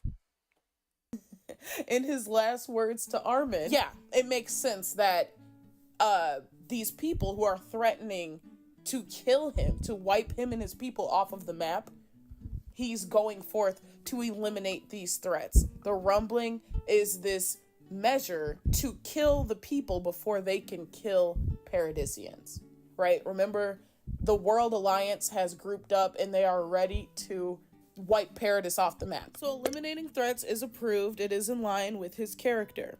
It is not ending or 139 ass pull. Next up, Aaron did the rumbling to see a world like Armin's book. A barren, waste Iceland, vast ocean, blah, blah, blah, blah, blah, no types of people. This, I don't understand how this was ever a theory. Well, I get it with the I'm gonna spoil it. This is obviously a 139 ass pull. Aaron did not give a fuck about seeing a barren fucking wasteland. When he says he's disappointed, like at Marley, and he's like venting to Ramsey who can't understand him, and he was like, when I learned that people lived outside the walls, I was disappointed. He is not saying he was disappointed that there were people, therefore I'm going to do the rumbling so there's no more people. He's saying he was disappointed that he couldn't, like, it wasn't freedom out here. It was just more enemies. And he, like, fucking says that. Yeah, that's the problem. When people want to, here's the problem here. When people want to dig deep into some arbitrary scene, they will do that. But for a scene that actually has subtext to it, they would take it at face motherfucking value. It is so dumb how they'll take that scene at face value. It's so irritating. They always do that shit. They'll take one of these minute scenes and go as deep as a fucking ocean. But then when it comes on to what you said 141, oh, we're gonna go as deep as a puddle. It's like, come on, man. Wait, you're gonna have so you gotta go in deep for this scene, but you gotta take this, you gotta interpret what he said at face value. It's so stupid. At the end of season 3, he's like, hey, if we kill everyone over there, will we finally be free? That's what he meant by, when I learned that humanity lived outside the walls, I was so disappointed. And Isayama corroborated. And plus, I think I'm more than sure I'm correct, but I'm pretty sure Aaron legit forgot that he had about Armin's book. If I'm correct, I'm pretty sure Aaron admitted he forgot about Armin's book. I don't know what chapter it is. I could be wrong, but I'm more than sure Aaron said he forgot about Armin's book. So that kind of shows you that Armin's version of freedom and Aaron's version of freedom are not the same. They came from the same source, but they interpreted the book differently. It's this in an interview where he says, yeah, he was disappointed because he read the 3 books and there was just more enemies across the ocean. There was not this big freedom. There was not opportunities to just explore and be out there. There was I mean, another I don't need a motherfucking interview to prove that I'm right. I know that I'm right. I know that's not. I know what Aaron meant by that line in 131. I don't need ECR. I don't need freaking the based version of the writer back when he wasn't a fucking puss. When he made it back when he wasn't a fucking puss and actually gone was actually putting the fucking do. I already knew that's what he meant. I already knew that, but people still take that line serious. That people still take that line literally. People take what Aaron said there at face value. It's stupid. It's stupid that people actually do that, man. war waiting for them. Period. So let's chop that now. I do not want to hear anything about Aaron like wanting to see a barren wasteland. That doesn't even make sense for his character at any point. They didn't care. But you She can't legit didn't care, cause what mattered to him was the opportunity to see those things. It wasn't the sight themselves. It was the chance to see them sights, and he couldn't see those. He couldn't have the chance to because of what he is. Cause if he ever ventured out the outside of the walls, he would end up like his aunt, dead and eaten by dogs or worse. So that's that's why. attribute that to him being unstable, which is the last point we're gonna touch on in this video.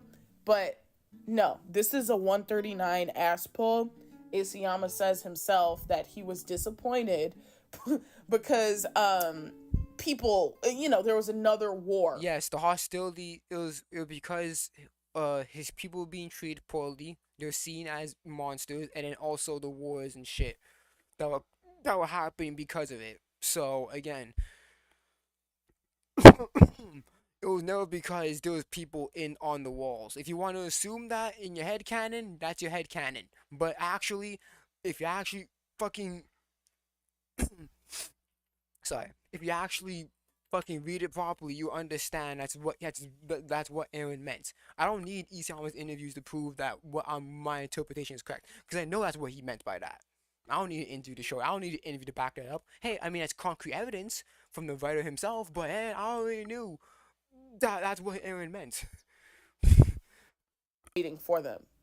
That's what those people represented. Another war, racism, hatred. Aaron says that when Armin showed him the book, it just showed him how unfree he truly was, right? Like he was denied being able to see these sights because of the people who lived out. Yes, it wasn't, again, as I said, it wasn't the site themselves, but it was the opportunity.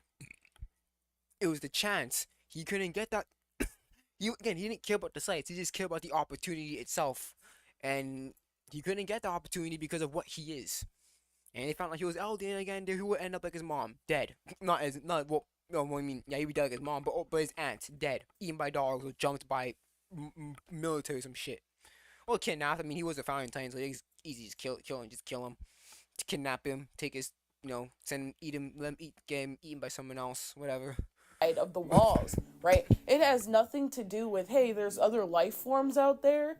No, I want to see it like the picture book. I want to see a vast landscape and no people at all. Like, no. When Armin showed Aaron the book, like the light in his eyes, all of that stuff, it reminded him that, hey, we are innocent people who deserve to see these things because we were born. And it's been denied to us just because of our race. Their dreams with this book were never the same, right? Armin saw the book as this great, like, oh my God, look at all that's out there. Like, imagine seeing these things for yourself. And Aaron saw the book as, oh my God, all of this stuff is out here, and we've been denied seeing this, right? So they both had the desire to see those things, right? But for Armin, it represented, like, I guess, hope and wonder and curiosity. For Aaron, it represented, like, lack. Like, we don't have access to these things. And it made him upset, made him angry. The book inspired Armin. The book made Aaron angry. So no, despite the 139 or last episode ass pull, Aaron did not do the rumbling to see a barren wasteland with no people in it. So this one's a bit harder, right? Did Aaron do the rumbling to end the Titan curse? I'm going to say no, he did not do the rumbling to end the Titan curse. Eren was Aaron, again, the issue here is that Aaron never really implied that he was doing to end the Titan curse. It was just it was kind of the side effects of him being killed by Mikasa. That's kind of just what it was.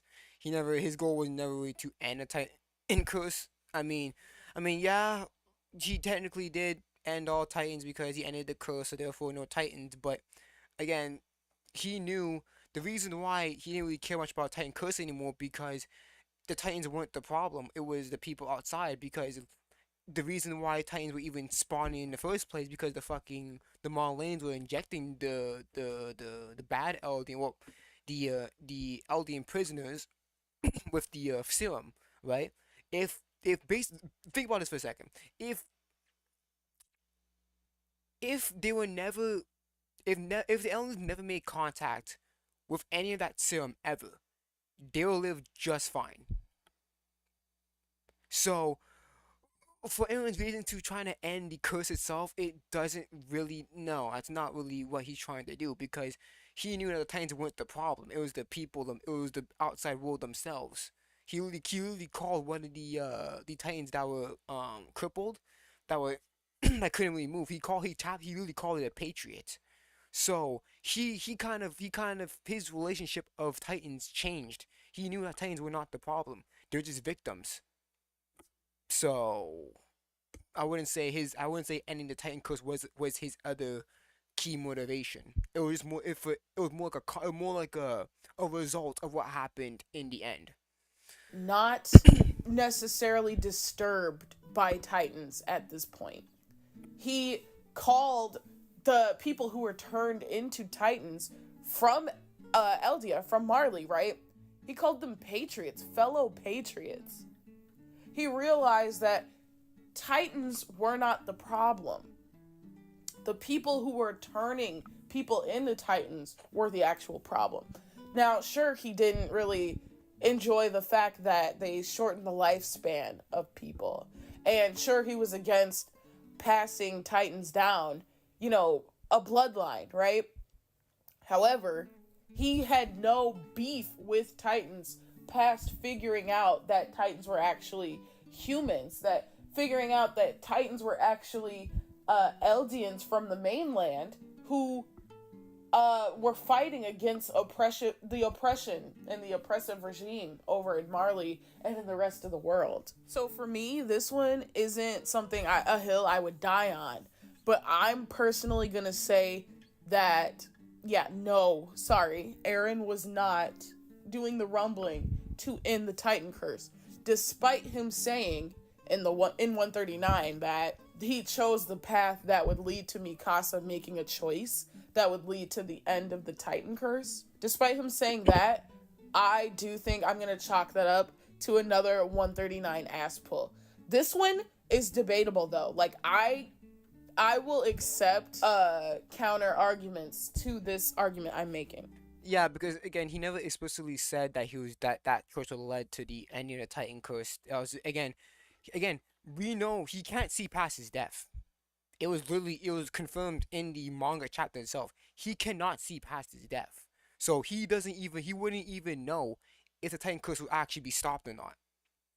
So again, that's why it makes that's why I would cross that's why if I was I would have crossed it off too because again, it in the extra pages, it was kind of implied that Titan curse is coming back. So it's like that's the problem. Aaron couldn't see past his own death, so Titan curse for him wasn't really the issue. It wasn't really the priority here. So that's why we'll cross it off as well.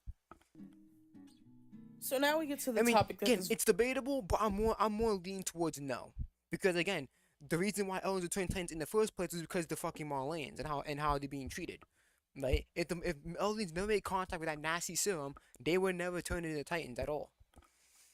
Sure, you would have had like what? 9, like what? You have like what? 10, what? 9 people die at the age of 13 every single 13 years. But yeah, again, that's like 9 out of millions upon millions of people. Well, not in all this time. I mean, there's only a million people, around a million people, but that's like 9 out of a million, right? And that's happening every 13 years. So it's just like, what, you just get you get like 13 premature, you get like what, 9 premature deaths every 13 years? That's not going to make a big impact on the, that's not going to make a big impact on the population. So, the population is going to keep on growing. Like, it's going to be it's going to be fine if everything goes well. Video was originally just going to be about. Did Aaron do the rumbling so his friends could live long, happy lives? This is No. also debatable because he literally said in the chapter, this is the problem, because in the beginning he said he wanted his friends to be heroes, but then again, and then back then he said he wanted his friends to live long lives, but then in chapter 139 he literally said he did not know his friends would survive or not. So again, he's contradicting himself. So again, this is highly debatable as well. More lenient to know, because what about Sasha? What about Hanji? What about I mean, Levi should have fucking died. This is another issue I had with fucking Levi. I think Levi should have motherfucking died. If he didn't die when he got hit by a fucking thunder spear at point blank fucking range, he should have died at the end of the fucking at the end of the series. He should have bled out to death at the end of the series. That so even then, Levi's crippled, Sasha's dead, Hanji's dead. So when he says, "Oh, make your friend live long, happy lives," that's very debatable, because what happens after he dies? Well, again, these niggas, we know that people on the island were with Aaron and what he was doing. So if they find out that Aaron and the military betrayed Aaron and killed him, they ain't gonna fucking like it. So at this point, his friends are basically living under witness protection. That that is like the probably the more realistic scenario. They're basically under witness protection. They basically have to have guards. You gotta have like the Secret Service on them 24/7. Cause we all know there's people that they did not like what they were with Aaron. So again, they're basically under witness protection. So they can live long lives, but not necessarily happy lives. No, no, absolutely fucking not. But then I'm again, so sorry. nobody thinks about this. Nobody thinks about that aspect. They don't think about the. I don't think about that hype. Don't think about that stuff, bruh. Absolutely not. He doesn't even say at the ending that, like, I want you all to live long, happy lives. I did this so you can all live long, happy lives. He knows, any fucking body knows that any existence that the survivors of this atrocity, any existence that they have is going to be miserable. One of misery. One of misery. I personally won't say that this is like, that's not true, that Aaron would like for his friends to live long, happy lives, but I mean, who wouldn't? Unless you're a blatant psychopath, who wouldn't? That's just the basic motivation of any fucking, if any regular, well, if any protagonist. They'll want their close ones to live long lives and be safe. So this motivation here is basic as fuck. So I don't really care about this one. That's just a basic protagonist, a basic battle shonen protagonist motivation, or just any regular person's motive, any regular character's motivation is have their loved ones live long and happy and safe lives or whatever. But even then, you can interpret that his friends didn't really live happy lives, because we know that there were people that were with Aaron and now they were seeing some of them people as traitors, the alliance as traitors. So basically, his friends are basically living under witness protection basically for the rest of their lives. So yeah, you're living a long life, but is that really a happy one? Knowing that you have to freaking watch your back 24/7. Mm. So that's a long life, but it's not a happy one. his goal became so much bigger than that. His goals of freeing his people became so much bigger than a handful of friends, right? Think about it. He killed his mom. He killed his Which is oh my goodness, this is another rant that I'm fucking issued. This is nothing but shock value. I'm saying this right now. Aaron's mother dying, the way Aaron leading the Dina to telling his mom, going to his mom to die is nothing but shock value. Because guess what? People would argue that, hey, Aaron did this for motivation. But guess what? Aaron had the motivation to join the Survey Corps even before his mom died. It just strengthened his motivation, but he still had motivation to join the Survey Corps. So either way, his motivation, it was still there, regardless of what happened to his mom, whether his mom would have survived or not. So what? This was nothing. This is no point. And then again, Dina already had the foreshadowing that she was going to be back with Grisha. She literally told Grisha before she turned into a Titan, "I will follow you."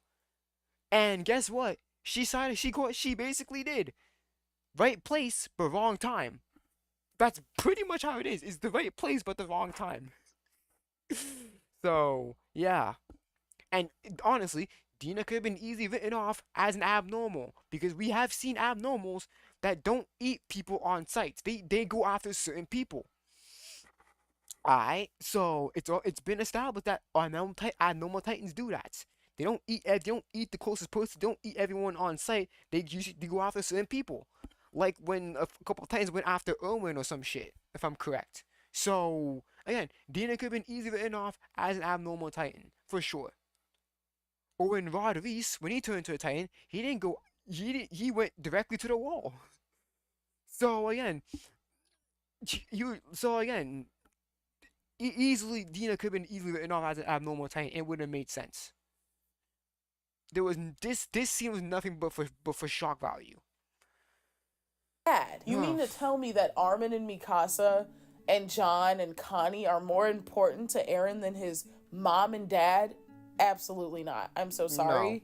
No. You cannot argue Especially that. how his mom basically did nothing to him. It's not like his mom was abusive to him or anything. She wanted just him to be safe. Makes no sense.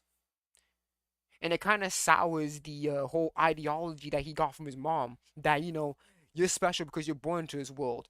It kind of sours it because that's the person that he got the ideology from. He killed her. So it kind of sours the impact or the deeper impact of uh of the lesson that he that of the ideology that he got from his mom. Because from the same person he got that ideology from, he killed. So kind of sours that. It kind of sours that. It kind of sours that impact or that scene. So that's why. Me, I don't care. His mom, no, I do not care. There's no contest. His mom being killed by him is also a fucking shock value ass pull. Yep. But that's not what this video is about. If he wanted his friends to live long, happy lives, he would have did the rumbling 100% and erased their memories. That's what he would have done.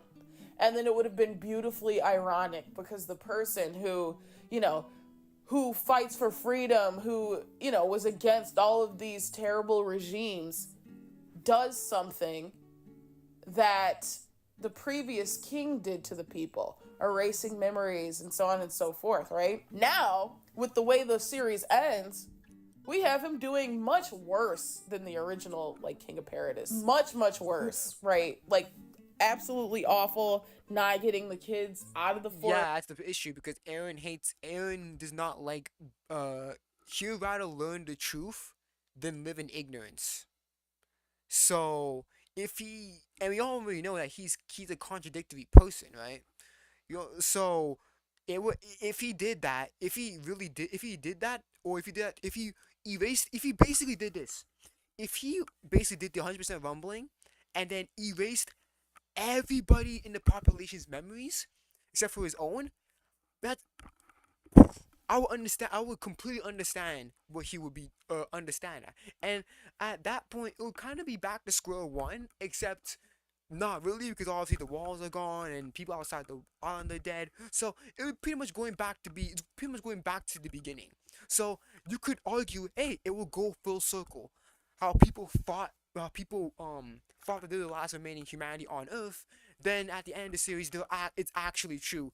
they're the last people on Earth. It's just that there's no walls. So, and then everyone would basically be ignorant except for Aaron, and he would keep it to his grave or some shit like that.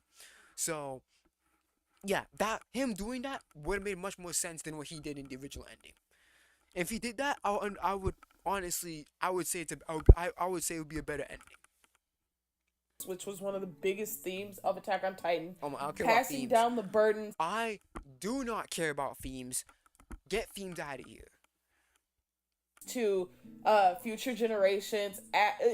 Whenever I'm trying to make an argument on a series, I do my motherfucking best not to bring up themes because themes are so interpretable. They're so subjective that you could find any theme in any motherfucking series and make an argument for it. That's why when it comes on to arguing or debating on anime or whatever, I try my best never ever to bring up themes because themes are so interpretable, they're so subjective, and it's so flimsy on its own that you could find a scene that contradicts that theme and that whole theme is shattered. That's why I never bring up themes in a story. That's why I never talk about themes or whatever. I try my best never to talk about themes because themes are so flimsy on its own. That's why I never bring them themes up. And it's stupid how everyone started bringing up themes. Even fucking authors are starting to bring up themes. It's stupid. Themes should be out the dictionary when it comes on the media comprehension or media analysis. Fuck themes. now. Like, the ending is so bad, it makes no sense with what we were shown. His friends had absolutely no chance of living long or happily with the state that he left the world in by the end of like the chapter. By the because end, now, guess what? They're stressing themselves out because they have to make peace arguments and hope that it works. So they're gonna be stressing themselves out. So is that really happy? Not really. 139, and by the end of the final episode, the last series, there was no happiness to be found. And like he said in the last chapter itself, he didn't even know if his friends would survive. Legit, this man, this really Aaron could have pulled a fucking a No Way Home. He could legit pull a No Way Home, where everyone forgot about Peter Parker. Like, you know how in No Way Home, right? Everyone forgot MJ. I forgot the other guys. I forgot the other dude's name. When MJ and the other people forgot about Peter Parker, yeah, Aaron could have literally done that same thing. That he could have literally done a No Way Home ending where basically everyone, including Astoria, including Mikasa, whatever, they lose. Or actually, well, not Mikasa. I mean, it was kind of shown. It was kind of contradicting that Akuma's memories can't be manipulated, but they actually can because Mikasa's memories were kind of manipulated with all the past and shit. And in it, when Aaron was on Mikasa in the cabin, that's still memory manipulation, which Mikasa should be resistant to, or should be immune to. So that's what I'm trying to say. If Aaron motherfucking, and that's why I say Levi should have died. It would have made sense if Levi should have died there. That's why I say, if Aaron pulled a Peter Parker where he basically erased everybody's memories, and the only person that has memories of what happened previously is Aaron. If he just did a pull of Peter Parker where it's basically back to square one, except all there's no walls, but it's pretty much back to square one. Everyone's pretty much ignorant. Everyone pretty much thinks that they're the only humans remaining, which will actually be factual because Aaron actually killed them all. So if people, if we went back to that, it would have made a better ending than what happened here. That's how I think. Right? He did not know if his friends would survive the Jaegerist uprising, nor did he know if they would survive the rumbling. And look at how many people were lost along the way, right? Sasha, hands down, one of Aaron's friends, dead. Levi almost died up against Zeke, and Levi should have died. This is my issue. Levi should have died. If he wasn't gonna die at the fucking Zeke part when he got a fucking furnace to a point blank range, he should have bled to death or some shit. But he's basically crippled now. almost died during the rumbling. Like, Hanji fucking got burnt to a crisp. She got cooked, right? So there is no planet that he was doing the rumbling for his friends to live long. Yes, because again, and that's a funny part, because dude, I forgot what it was because we literally saw Aaron saying that he wants his friends to live long, happy lives, but that's contrary. But within next to that speech bubble is the panel of him reacting to Sasha's death. So his actions will contradict his words. So even if he says, "I want my friends to live long, happy lives," the way that it was formatted, the way that the paneling was happening, it kind of shows that that's not exactly his actions say otherwise. That's why I had that interpretation where, yeah, he wants them to live long, happy lives, but his actions don't prove that. Lives, nor to be And then superheroes. also back, I think it's 130. It was in 130, 131 when we had the bird going to the sun, and then the picture of his friends enshrouded in darkness. Many people, including me, had interpreted that thing as Aaron being symbolic as a bird, which obviously bird means freedom. Aaron heading on to the bright path of the future and leaving the darkness behind, which is his friends.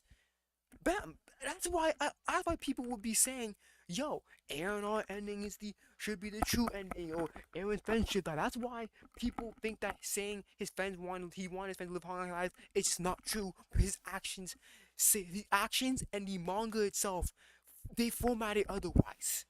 That's the problem. But we're gonna get there. I tried to put these all in orders of like where the themes show up in the story. I tried to put them in order of like where they're introduced, right? Like the theme of like wanting the friends to live long, happy lives was kind of shown to us in like I believe season 3. No, it was season 4. But it was towards the beginning, right? When they're working on the railroads, they were introduced to Hizuru, and they're building like railroads and stuff, and they're talking about inheriting Aaron's Titan. He's like, nah, none of you guys are gonna get it because I want you all to live long, happy lives.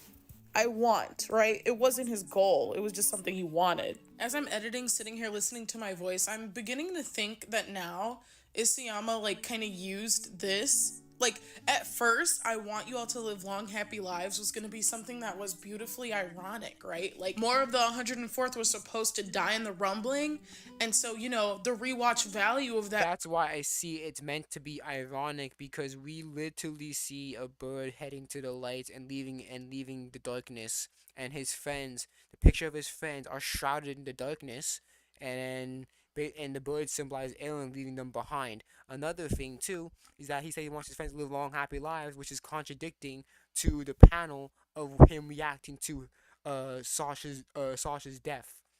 So that's why people thought that it was gonna be ironic, because the manga was formatting it was implying it that way before the writer made a switch up.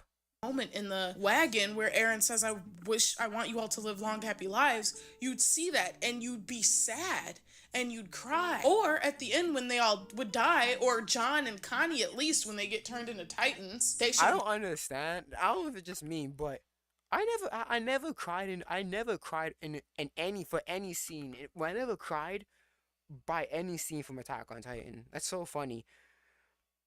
That is so funny. I never cried from about any scene, bro.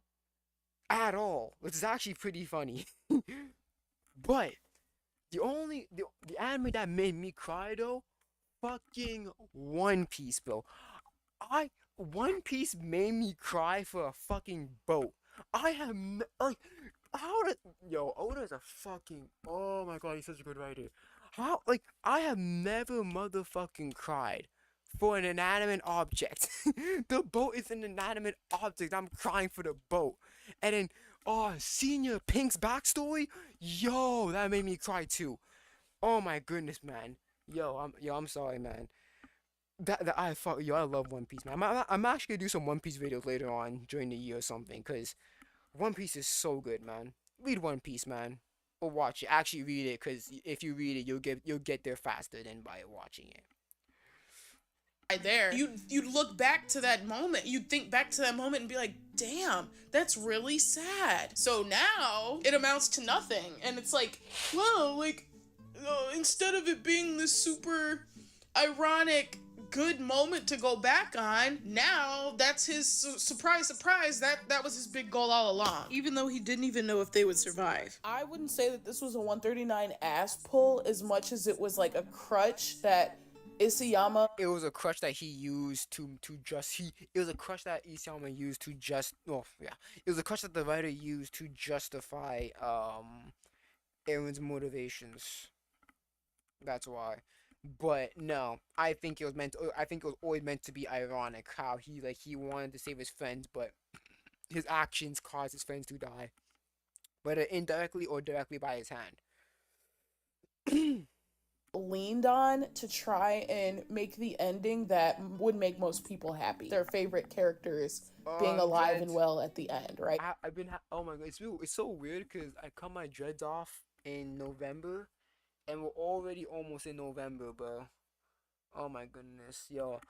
Um, yeah, Triple N's have who's participating in Triple N? I know my friends are gonna probably make some group chat or some shit. I know they're gonna do that. We do that every year. We do that every year, and then what happened is we would kick out. Like if you here's the thing. This is how my friends did it. For the No No November, right? How we do it is basically we will have a free pass, right? So we will have one free pass for the whole month. No extra pass or nothing. You get one free pass. That's it. You bust once, that's a warning. You bust again, you're out. So what we do is we make a group chat, and then what will happen is if you fail, you have to leave the group chat. So that when you end, not only that, you get notified when someone leaves the group chat. So when you go into the group chat, you will know when someone leaves or not. So it's kind of like a survival thing, right? There's no money. We don't get. I don't remember if we do any. I don't remember we do any money on it. We put money on it, but I might tell them to do that. I'll probably say, yo, $5 each. Always put $5 on it, and then whoever we put $5 on it, and if whoever lasts until the end of December, whoever lasts the beginning of December, we'll see we'll retrieve the money or some shit like that. So if it's like 10 people, and out of those 10 people, 5 people won, they will split it evenly, some shit like that. That's what I mean. I've been actually thinking of probably doing like a money thing, like yo, let's put $5 in it and then see what happens. I don't know. We'll see what happens. When I mean, it's not November yet. It's not November until next week. So we'll see what happens. But I know for a fact I know for a fact me and my friends are probably gonna make a group chat and see what happens. This is the crutch that Isayama was probably so happy he had in the story because he pretty much kind of formulated the ending off of this one scene, right? And completely ignored all the other scenes that obviously clearly expressed Aaron's goals in doing the rumbling. So next on our list, Aaron did the rumbling to protect Historia. Now, a lot of people accuse me of being an EH shipper. I am not a shipper. I just think with the story we got, it makes the most sense. If we're to assume that Yep, I agree with that. Not a shipper. I never shipped them. I never shipped them until when people start putting the pieces together. That's when I'm like, oh shit, that makes a lot of sense. I'm not a legitimate shipper. I never shipped them from the beginning or any of that. It was only even when the whole the cave scene happened, I didn't ship them then. So it was only when people were making like theories about like the baby and shit like that, and started putting like all the pieces together. I'm like, oh shit, that makes a lot of motherfucking sense. So yeah, that's when I believed about Aaron and Sawyer. But I'm not a shipper. I'm not mainly a shipper. I don't really care about ships. Um, but yeah, that's how I feel. everything I'm not. put in the I'm not story those hardcore shippers that would freaking dunk on people for having fan art of a ship that's not canon. I hate when people do that shit. It's annoying. is put in the story for a reason, which is how writing works, right? You don't introduce, you don't pay a lot of attention to the match on the side of the counter unless at some point in the story somebody's going to start a fire with that match, right? That's just how writing works. Why are we paying attention to this match on the counter? Yeah, that's right, and that's what I said. That's what I said. Last time. I think it was last year, not last year. I think it was last time I did a reaction to anything, part 10. I literally said you could remove her. You could legit remove the Astoria pregnancy subplot, and the story would go the exact same way. No joke. Unless at the end of the story there's payoff for it. And so we have so many scenes of Aaron saying, I will not sacrifice Historia. I'm so sorry, not gonna happen. Historia wants to become a Titan, right? And we have the wine plan in place to make sure that that doesn't happen, that the government can't force her to do that. Yet she And again, I always show panels when people would say, "Oh, the her pregnancy was just what's that word again? It was just a fucking. Hold on, let me switch it up. I think what's it called? Is it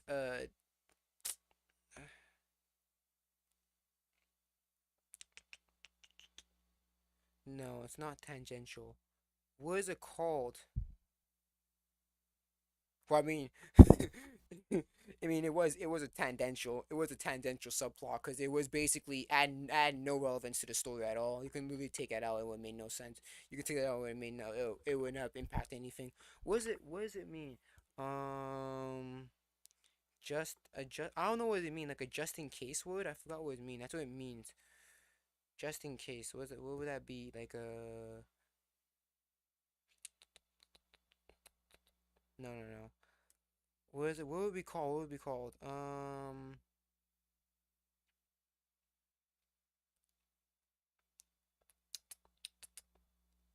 Fuck, I'm fucking up. Would it be like? Cause I heard someone was trying to tell me, oh, it was like in a, yeah, it was a contingency. That's what it was.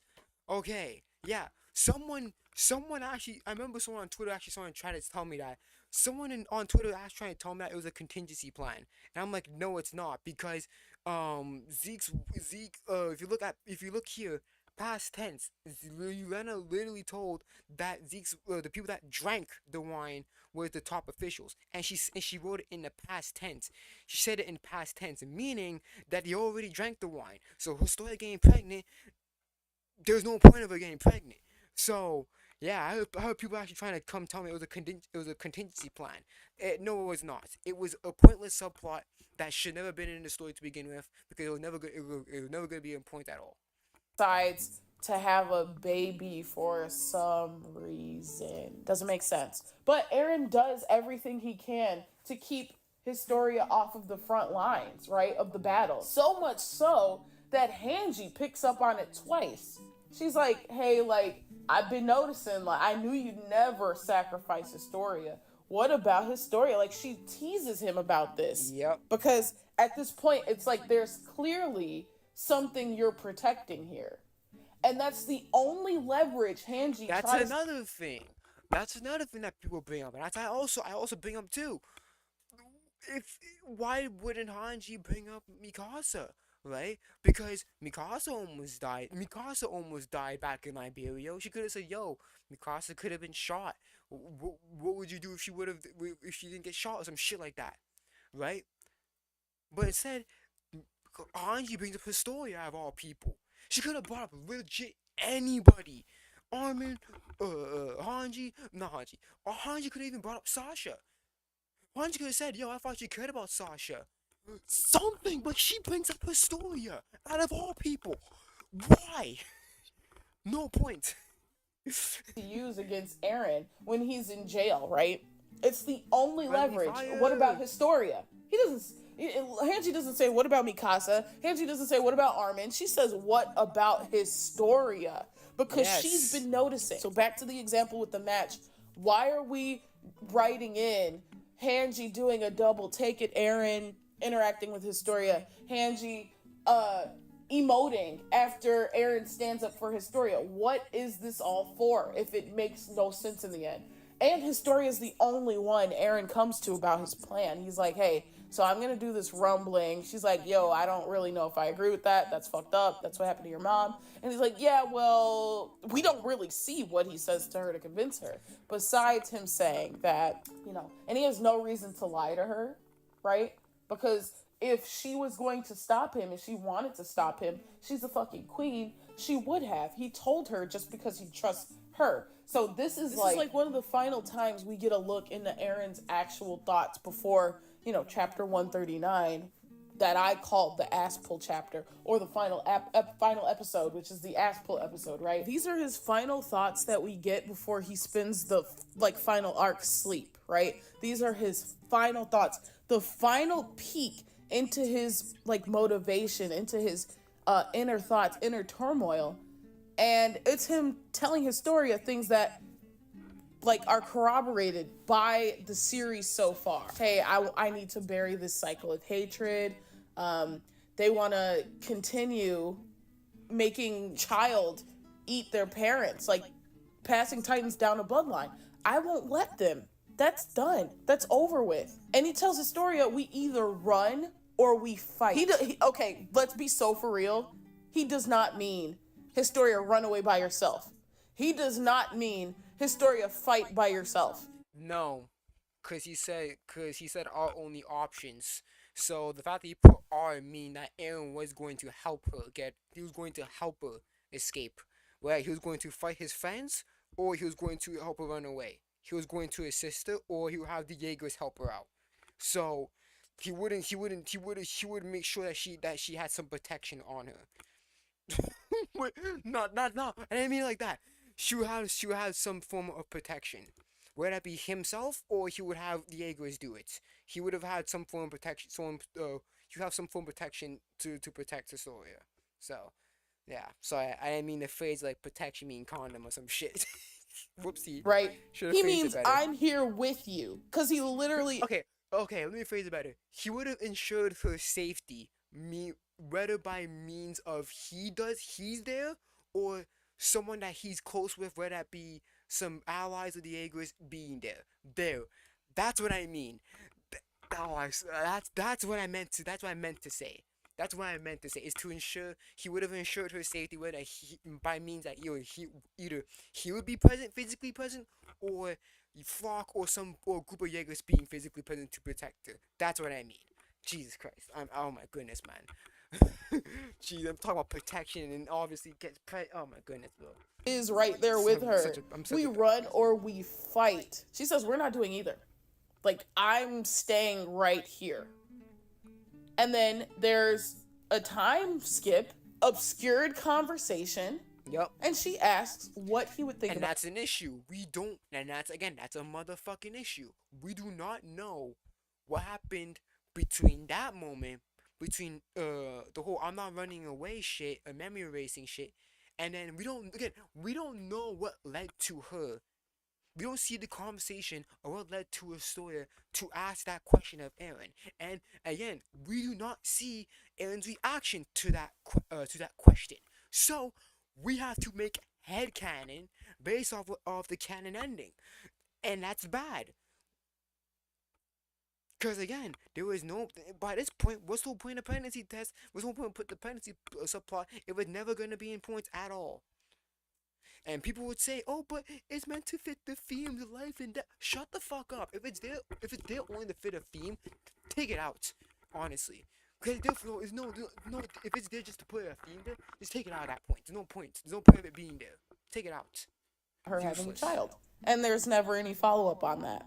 Never. I'm not. This isn't the video to speculate on that, but I think we can say that with the way that the Uprising arc is written, where Historia stands up for Aaron and saves him that day, okay, does not eat him, fights for his life, okay, that moment. Oh, whoa, let's go back at that moment, because legit, he was full on ready to fucking get killed.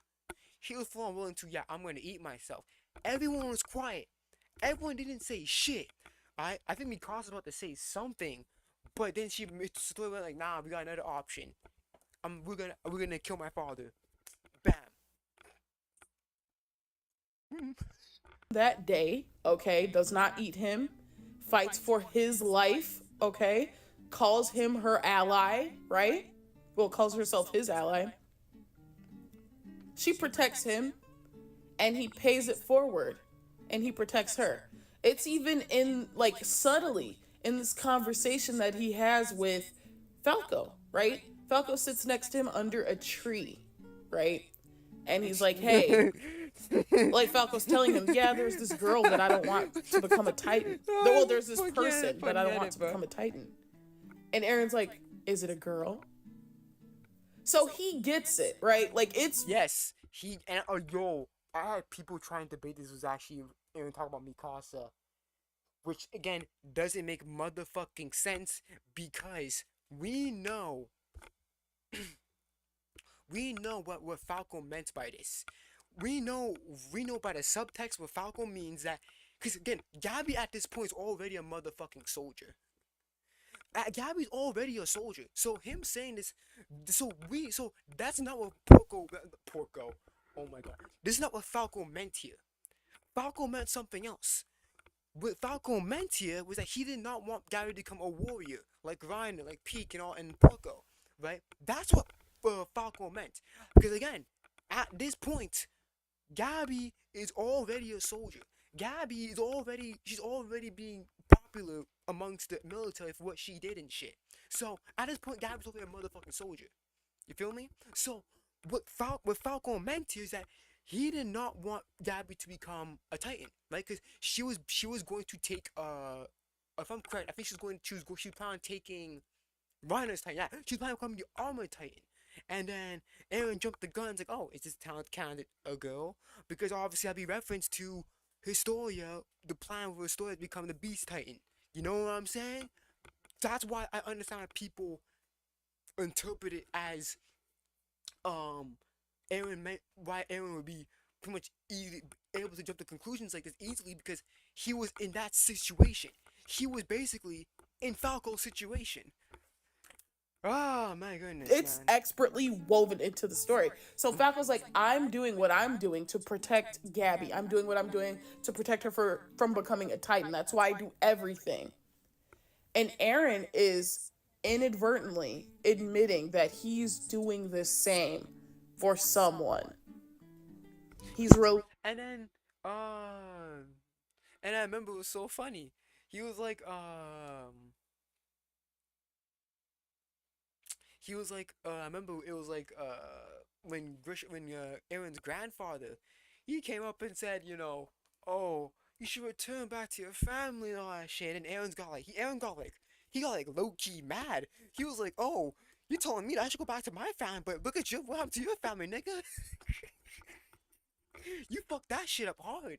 And if Aaron was the father of Historia's child, that would have cut even deeper because he'd be like, yo, I ain't gonna be like you, bruh.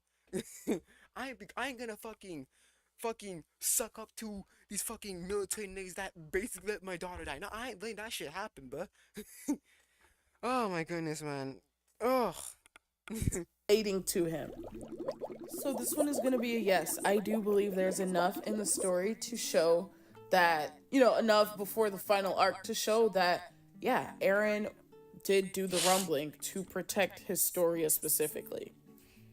Now, I also believe that he did the rumbling to protect the people of Paradis. Yep. He brings every Eldian down into paths and he tells them, hey, like, this is Aaron speaking, listen up, I'm coming. Everyone's going to fucking die so I can protect my people.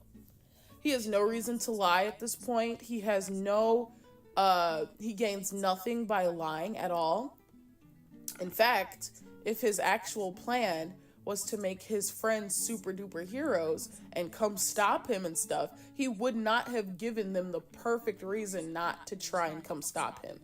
He says, hey, without this rumbling, the people of the rest of the world would come and kill us all. And so funny, and guess who said that too? Jean. That's why Jean number one. Jean on top. Hashtag Jean to the top. That's why I like Jean. Because Jean was able to see, yo, if Aaron's basically our last hope. Alright? If we stop Aaron, what happens after that? Nobody has nothing. Jean on top. That's why Jean my favorite fucking character. Fuck, man. Now we even see John almost doesn't even try and stop the rumbling. We see that. He's the honestly, John's the only like one who's kind of making sense. He's the only character who wasn't absolutely ruined at the ending. He's like, "Hey, I fought hard and I earned a life where I could sit back." Even Flock, right, is saying like, "You all." Flock was so for his people, guys, and maturing is realizing that Flock was an asswipe, but he wasn't wrong, right? That is maturing I because think most people were willing to admit that Flock was pretty much correct. I'm pretty sure everyone who actually would fucking honestly would be honest to themselves to say, yeah, Flock was low key correct. He was a jerk, but he was right. It's like the whole Hannibal Buress memes. Like, why are you bullying me? I'm right. That's basically what it is. Flock said, "You all have fought enough fighting our own people, Titans, right? That are Eldians that were turned by Marley. You all have fought enough. Just sit down. Let Aaron take care of the rest." So if the plan was to get these people to come and kill Aaron, if that was the plan all along, why the fuck are Aaron, his conspirators and himself giving. No, I say Flock's number two because you know why? The reason I say Flock's number two is because he should have shot. He should have literally as soon as the fight happened, he should have shot. The first thing he should have done as soon as he got on the battlefield is shot down the boat. Because if the boat got destroyed, basically the alliance is pretty much screwed. Alright, because Falco didn't have the plane wasn't fully ready yet, and then Falco couldn't master his ability yet. So Flock Flock shoots down the boat with a thunder spear, Alliance loses. If you think about it. But guess what? That didn't happen because the IQ went fucking -2. It went room temperature, and they couldn't figure it out. The Alliance the perfect excuse to not come and get him, not come and kill him. Wouldn't it have made more sense if he let them know? And I'm saying let him know based on chapter 139, based on the last episode, the ass pulls, that he's unstable, that his head is all messed up. Wouldn't that be a better thing to say when he brings everyone into paths? I'm losing my absolute fucking mind, and I'm gonna go on a rampage and kill you all. That true that.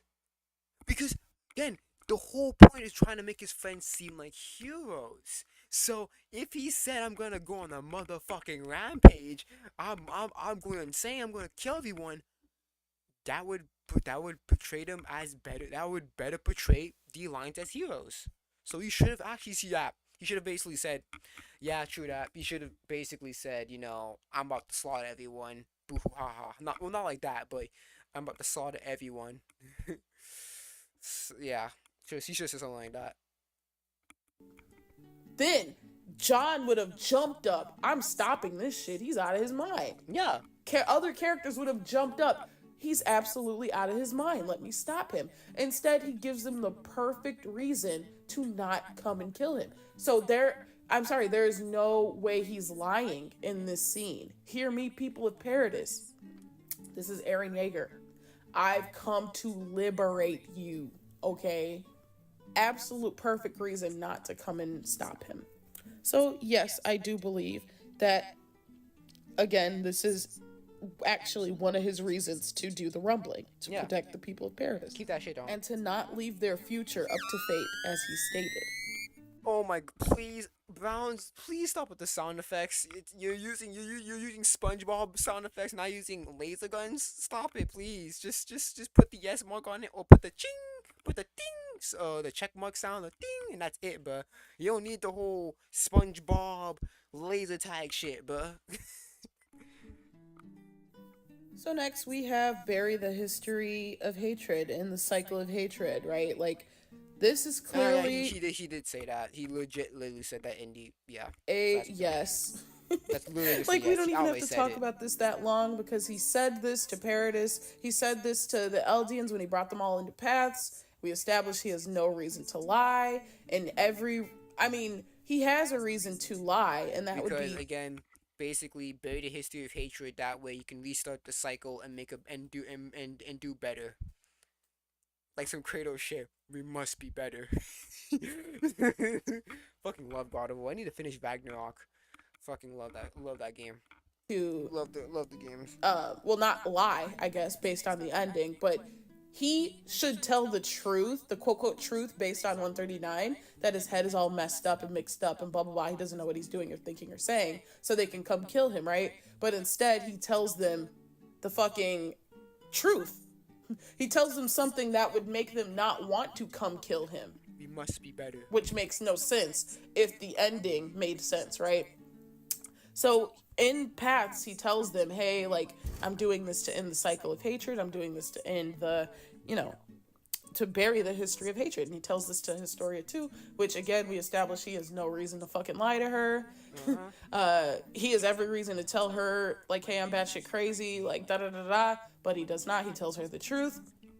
So yeah, we're going to say that this makes sense because we even see that when he reads the books, you know, he's disgusted, right? Even as Isayama said in interviews, he read the books, he was disappointed that the people outside of the world were so racist and awful. He goes to the Marley Convention where they talk about, you know, peace negotiations with Paradis, and the land Eldians are like, oh no, fuck Paradis, like, they're the bad ones, leave us alone, we didn't do shit, like, you know, we're just products of them breeding with other people and blah blah blah blah blah. We don't deserve this. It's them, right? So Aaron's like, nah, fuck this shit. Like, let's bury this. Let's bury this shit. The only cure for this Oh yeah, this chapter, this fucking quote too. Yeah, it's so funny. Oh my goodness, bro. I'm actually curious. See, another issue that I wanted to hear. This kind of leads it up into the air because it's saying, because this guy says, you know, Aldeans in the internment zone are being treated basically if you're an Eldian, if you're a mainline Eldian, your best case scenario is living in a basically a concentration camp. No, well, not a concentration camp, but it's basically living in a fucking, oh my goodness, bro. What was not, it wasn't concentration camps. It was some, yeah, internment zones, yeah, basically. Yeah, basically if you're in mainland Elden, your best situation, your best living scenario is being in a tournament zone. How depressing is that, bro? You basically gotta oh my god, that is crazy. How that's the best case scenario. Which again, if this guy this leaves this forward line kind of leaves the opportunity to see like how other countries are, which I kind of wish I saw in this series, that we get to like, for example, right? If Ula was correct here, how are Eldians being treated in Hizuru? That's a big one. Because Hizuru wants to come up here, shack up. Oh, hey guys, hey Parody. How about we ally together? You want to help us out, but you can't even help the Eldians on your own home turf. Like, so that's also funny. I wish that's why I wished we get to see how Hizu functions and how Elder being treated at Hizu some shit, because that would have made the whole contract or alliance thing a whole lot more sour. is to bury the seeds that bore it completely in the ground. He says that multiple times, and it's very in line with his character because that is how he eliminates threats.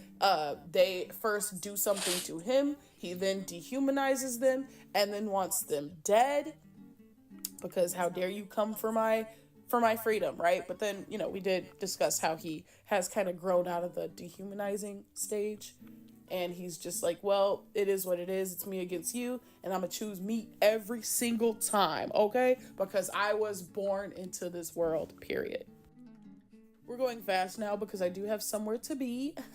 So he did Aaron Yeager did the rumbling to end the cycle of relatives passing down titans. This is very obviously true. This is very obviously the case. Royal family, yada yada yada. This is true. He was sickened at the thought of Historia passing her.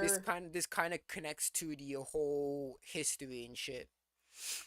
parent eating tightened parents and down the shit. So I kind bloodline. of, yeah. He was absolutely against it. It's one of the reasons he did the fucking rumbling for Historia specifically. But, Yeah. you know, we can also generalize this. Like, in general, he does not like the thought of Yes, that. because the cycle of relatives, the cycle of relatives passing on time, that's kind of that correlates to protecting Astoria. So those two those two are kind of connected.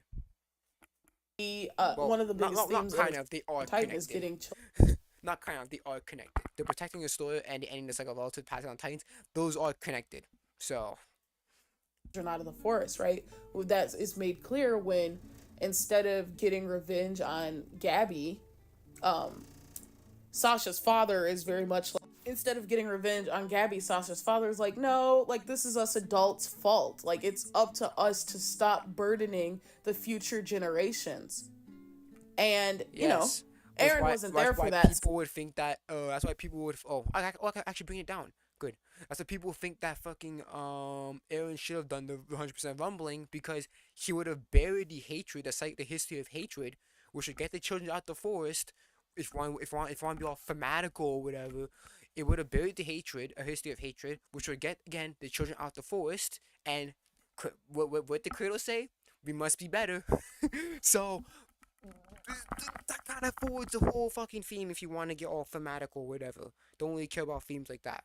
But yeah, that's why people. That's why you have to bury the cycle of hatred completely, so that way the Eldian adults can be better, can do better, and treat their kids right. That's literally just for us, the audience, to understand that it takes the adults or the people with, you know, like, knowledge of the world to put an end to this shit. And so that was Aaron's answer. That is how he decided to do that, to get children out of the forest, to not burden future generations. He's going to kill everyone who's racist towards his people. So the next Essentially, what Aaron's idea is basically burn down the forest.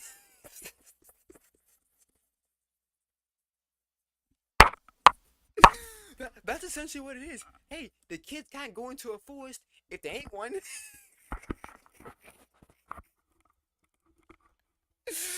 Oh shit, that's funny. Oh fuck. isn't that the story introduced Basically it. in the Burn down the final forest. fucking chapter in the last episode is that Aaron did the rumbling to make his friends superheroes, but we already established how so many of his friends have died. Flock Yes, died. because that quote. Because again, making his friends live long, happy lives. That's kind of, those are kind of so they're basically kind of connected to each other.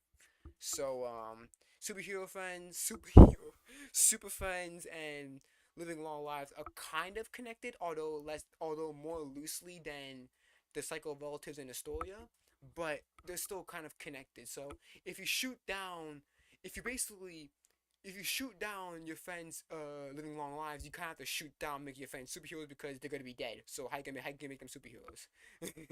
So yeah. did consider a friend. So Okay. the fact that Brown's magic already shot down the making his friends live long happy lives, you kind of have to shoot down this one as well because they're basically interconnected or interwoven within each other. Levi had the opportunity to die. He put him in harm's way to die. Hanji fucking died. And I say it again, Levi should have died. If he didn't die with the Thunder Spear shit, he should have died fucking bleeding out. Cause I don't know how you're still kicking after getting leg chomped on in the at the final battle, and then getting his fucking shit exploded and shit. So yeah, I would say Levi should have died by blood loss or some shit. Hani almost And if you want to get all fanatical, you can say, oh, the death of the old generation and the birth of a new. Whatever the fuck you want to do it. Oh my gosh, I hate themes so much. fucking died. Even Mikasa almost fucking died. Like, come on now. Yes, again, everyone almost died, but out of Hanji, well, the only again, everyone was in danger, including Mikasa. But out of everyone that Hanji could have brought up, she brings up Historia. Like what? Not only that, but he admits that he had no idea that they would survive. He did not. And again, even if, and people argue with this because say, oh, but he needs Mikasa's decision. He needs to go with Mikasa's decision. Therefore, he knew that Mikasa would survive. But again, okay, Mikasa would have survived. But does that mean that everyone else would have survived? No. That means that, yeah, sure, Mikasa would have survived, but everyone else, including Armin, would be on the chopping block. That doesn't really change the fact that he put his friends in danger. Who cares? Okay, yeah, sure. Mikasa would have been safe. Mikasa would be alive by the end of it. But again, that does not mean that he didn't put the rest of his friends in danger. Think that they would survive. He didn't know. And Yep. how could And yeah, he didn't know. And again, he can't see past his own death. So his friends could have been shot to death by those niggas, by the military, by the Malayan military after. So again, he still put his friends in danger, including Mikasa. So, shit. or be sure that they would survive? I don't think Mikasa can dodge bullets without using the ODM. Because I know, well, you can say, oh, but Mikasa can dodge bullets. No, the reason she can dodge bullets is because of the ODM gear. I don't think that they can dodge bullets with the raw speed, homie. So, yeah. Going up against a god and a million shifters, right? There's no shot they're surviving that. So there is no way on earth that it's the Madara issue. How Kishimoto fucked up. Kishimoto made Madara too powerful, so he needed some other way to defeat Madara, and that's where Zetsu came in. And that's why everyone fucking talks shit about that part of the fucking war arc, cause nobody was able to beat Madara. My guy almost died trying to beat down Madara, but Madara is pretty much okay. He was fine. It was like he got tickled. So again, it's the Madara Yhwach issue. Yhwach too strong. Oh wait, we have the Godslayer sword. So again, it's the whole Yhwach fucking Madara issue all over again. Could have done it to make his friends superheroes. Not only that, but he contradicts himself in the last chapter like 8 times. He says he did it to make them superheroes. He said he did it to see a barren land. He said he did it. He tried to go 100%. He was literally trying to go 100%, and they literally stopped him. And then he said, and no, don't forget, he also said, I don't know why. When Armin asked him why'd you do it, he said, I don't know why. I just had to, for some reason, because I'm free, I guess. Like I have the right to commit genocide because I'm free. So how exactly? Who are they? It doesn't make sense. It doesn't make a lick of sense for Grisha to say that to Eren because Eren is not free. Whether that be Eren is physically not free, so you can't even say that Grisha, because society-wise he ain't free because he's an Eldian, so he ain't free. So that's why when Grisha says that's why people say, yeah, that doesn't make any sense, including myself. That's what we say, yo, it doesn't really make sense for Grisha to tell Eren that you're free, because that's just not true. Eren is not free because he's trapped inside the walls, right? And also he's an Eldian, so people are gonna hate him because he's an Eldian. So he's not free. So what? Superheroes for? Because there wouldn't be superheroes for Paradis. Paradis would think that they're traitors, which we see in the last fucking chapter. How Historia has to protect them and keep their family safe and shit. So no, he did not do the rumbling to make his friends superheroes. That is false. Now, did he do the rumbling because he was unstable? Absolutely not. He was not crazy. His mind was not. No, and that's another issue. He said he's unstable, but throughout the previous chapters, he was as coherent as a motherfucker. There was no in the post time skip. There was no scene of him with him mixing timelines together or mixing one memory with one alternate memory or one alternate timeline with his current timeline. We didn't see that. So from our perspective, he looked coherent as fuck. And when the chapters were focused on Eren and him with Eren and Zeke, he was coherent as fuck. So no. So people when you say he's unstable, it's complete bullshit. Messed up. Future, past, and present was not existing all at once. I mean, it was in a sense that he got memories of the future and he was clocking specific things to see if it would happen exactly as his memory said it would. But that's as confused, in heavy quotes, as he was. He was not struggling to keep track of where he was at any given time in the present. It just wasn't shown. It Yep, wasn't that's the shown, problem. It wasn't and it's shown. not enough. If it was shown that we see Aaron like mixing his like him like getting all his memories mixed up and shit like that, I would have fully agreed with you that he went unstable. But we didn't. But what we have given does not show that he was unstable. He was coherent as fuck. So no, I was unstable makes no sense. To make that the twist. So it just doesn't work from any angle. Not only that, but you can't pretend to be confused with the way that the powers work if you're sending Grisha memories and stuff and manipulating him so he can give you the titans that you need. Yup, and then here's another problem. What did Aaron show Grisha? Because Grisha was somehow convinced to give Aaron the founder the Titan abilities. What the fuck? What did the fuck that Aaron showed him? What showed him to change his mind on, or to give that Grisha the idea to pass down the Titan to Aaron? We do not know. We can only assume, and we can only assume that Aaron showed the memory of Carla dying, which led to all this shit happening. We can only assume. It was never explicitly shown. So, and again, in the end, it's up to interpretation and it's up to headcanon, which is not good. To carry this act out. It doesn't work like that. It does not make any sense. If you're confused about the past, the present, and the future, you would not have any way of organizing these memories in a way where you can manipulate someone else. How is he manipulating Z? Basically, Aaron basically knew the cause and effect. This man became a PhD nigga in cause and effect. So, the fact that he was saying that he was unstable is just so stupid. He's not mentally unstable. He's as coherent as he ever was. Grisha and all of these other fucking people, right? If he doesn't know what's going on in his own mind, he doesn't get the powers, he doesn't understand, blah, blah, blah, blah, blah. Absolute ass pull, garbage bullshit. So as you can see, what we have left is that Aaron did the rumbling to eliminate the threats, to protect Historia, to protect the people of Paradis, to bury the history of hatred, the cycle of hatred, whatever you want to call it, and to end the cycle of relatives passing down titans. That's correct.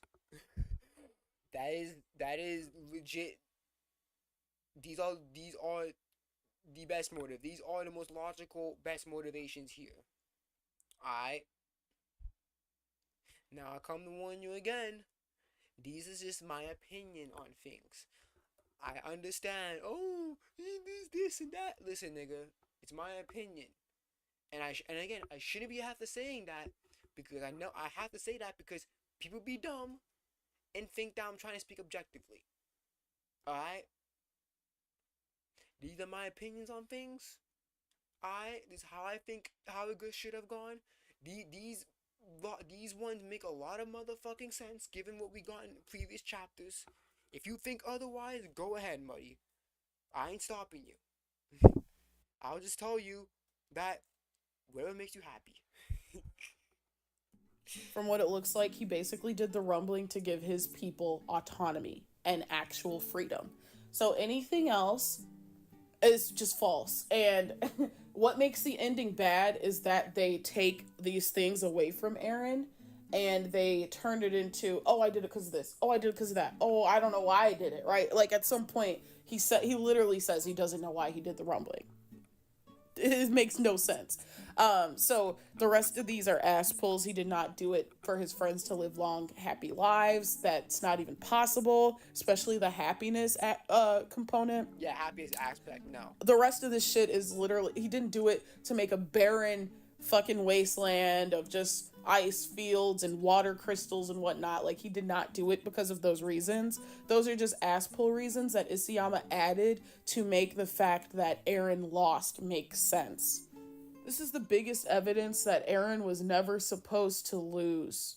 like at the end of the series. He was supposed to complete the rumbling, and it's very, very evident. Yes, because it's a tragic victory because again he won, but at what cost?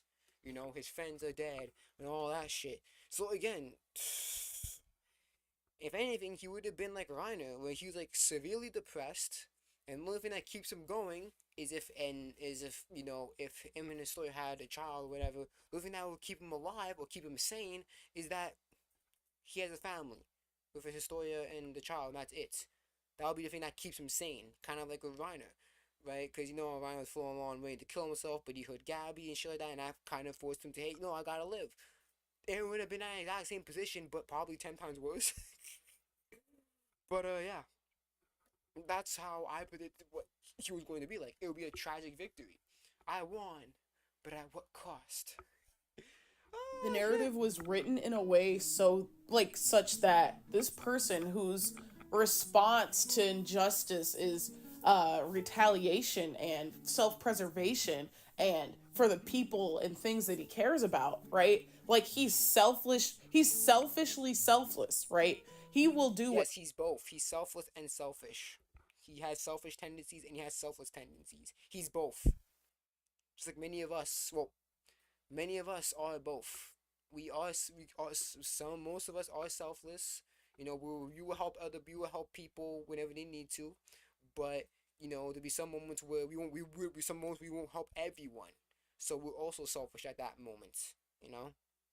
So whatever it takes for his people and the people he everyone's in that spectrum of selfish and selfless. No one is truly selfless and nobody is truly selfish. You know what I'm saying? It's easy, but it is easy to be selfish than selfless. But you can think of the most selfless person, and they're not even selfless. They're still selfish. They are to some degree selfish. So I think everyone is selfish to a certain extent. Some cares more than about. others, of course, And that but is some what we nonetheless. were led to believe, and that is what we've seen up until this point. And he will do whatever it takes for his own freedom and his own goals. Like we've seen that. That is a character we've seen. And he is not afraid to make sacrifices, right? Like when Sasha had to be sacrificed, it was just that. You can't save everybody. He couldn't save he couldn't fucking save Mina, Thomas, right? Like these are people that he values life also. So that just shows that like And the rumbling was hard on him. It really, really was. it's also kind of, if you really think about it, it was kind of his fault because he encouraged them. Because they were, Mina and Thomas, they were full on, yo, we scared as fuck, but Aaron was the one that encouraged them. So you could argue that Aaron Aaron's encouragement was what led to their deaths. So you could argue that Aaron feels guilty of their deaths as well. But his goals came before that. He deserves to be free. His mom spoke life to him posthumously. It's his birthright to be free. And that is why he did the Yes, and rumbling. that's why it's so bad that he was the one that let his mom die, that caused his mom to die. He's the one that made his mom die because that whole you are special because you are born to this world. It kind of sours that moment because he was the one that caused her to die. So it sours that whole moment. Autonomy is his birthright and the people at Paradis. That's why he did the rumbling. And for the ending to try so hard to steer away from that, to steer towards this, oh no, he just did it so this handful of people could live long, happy lives and fuck his parents and fuck everybody else who died, right? Like, oh no, he just did this for a temporary solution just for this handful of people. No, I'm so sorry. That's not the character we've seen up until now. like, we And this is why I appreciate Aerotina Requiem, because in Aerotina Requiem, Aaron states in the fanfic Aerotina Requiem that he tried to change things, right? He tried to change timeline. He tried to change events to see if the result would be the same or even a better result, but there wasn't any. But here's the problem: in the manga, He never said that. I think in the anime he tried saying that, but it wasn't really explained properly. So yeah, yeah, buddy. It's just not the character we've seen to this point. Oh no, he just did it because he was unstable. That's not what we've seen. That's not what we've seen. You can't have all these things happening off screen and expect like the people who actually care about your story to just be with it. That's not how it works. We watched this character develop into who he developed into, and if at any point that was a farce or whatever, we should have seen that. We should have seen like, oh, okay, this isn't who he actually is. Oh, okay, like he is like fucked up in the head. Oh yeah, he is struggling with these memories. Well, I'm sorry, we just did not see that. Yeah. By struggling with these memories, I mean like, you know, like he really was like confused at where the past ends and the future begins and the present stops and all that shit. We didn't see that. He knew exactly where he fucking was. Or him mixing his memories with another past shifter's memories. Like we should have saw some of that. If we really wanted to see him going insane, we should have seen some of that. Like maybe in his past memories, in his past shifter's memories, he saw someone that looked similar to Armin and he called Armin a different name or something like that. We should have saw something. Just something that shows you that Aaron is not completely in the right place. But again, that just wasn't shown. That wasn't shown throughout the post time skip at all. It made it seem that this nigga was fucking 10 steps ahead like a motherfucking supervillain. So yeah, that's the problem. The timeline. So much so that he was checking to what were Sasha's last words, right? To check if it was the same in his fucking memories or visions. That is what makes the ending so bad, because instead of Aaron like completing his character arc, he just becomes like a fucking plot device for all the other characters. He basically becomes like a puppet. Like he should be plot device, but essentially he just becomes like a puppet. That's the kind of way he comes. He just becomes like he essentially becomes like some some sentient force of nature. That's kind of what he just becomes of. Complete their arcs, like Mikasa specifically. Like, I am so sorry. It's like such a big 180 from who we watched, and I literally could not complain at all. And it's another problem that I have with people. I hate when people come and tell me, oh, you don't like EM? That means you hate Mikasa, shit like that. First of all, no. Okay, first of all, yeah, I don't like Mikasa as a character.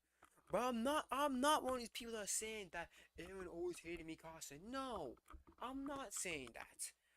But I'm saying this right now. For Aaron to like Mikasa the same way that Mikasa liked him is just so unbelievable.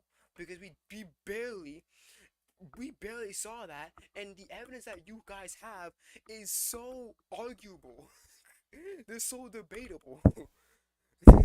So again, that's just the problem. And then you also use the interviews. The interviews say otherwise. Because back when the interview of the Aaron saw Mikasa sort of like overprotective mother figure, that was legit. Like, if I'm correct, that interview happened. Like, I think that interview happened like months, if not years, after chapter 50, where the whole Mikasa Eren thing took place. So, even after the chapter happened, Eren had that mindset. Isayama told the viewer or the interviewer said that Eren has that mindset, and how that's how Eren viewed her. So, for that to just switch up, I'm just like, no. That's why again, Aaron liking Mikasa, no, Mikasa liking Aaron, fully understand. I know that's a straight up fact. There's no denying that. But saying that Aaron liked Mikasa the same way, or Aaron reciprocated those feelings, it's just like, no. And if you were trying to go this whole the tragic romantic route, you should have had much more moments of Aaron and Mikasa chatting. Would that be one-on-one conversations and chatting and shit like that? Just talking about something. Because the conversation that they had could arguably say that, hey, this is Aaron testing out whether the future can be changed or not. Just something. That's the problem. There should have been much. There should have been more moments of Eren and Mikasa, if each time we're trying to go this whole tragic romantic part. That's the problem. Anyways, let's continue the video. If Aaron's final conversation did not exist, that 139 conversation, had that not existed, everybody would be on the same page about Eren. Yeah, he did the rumbling so, he could protect his people, and he failed. He ended up losing. That's just what happened. The series would have been so much better if Armin, who's supposed to be this brainiac, figured out a way to stop Eren. If he outsmarted him and won fair and square somehow, because Eren's a fucking. Yeah, because again, Armin with the whole, and this is another problem I have with the end with the story. How? Okay, there's another question.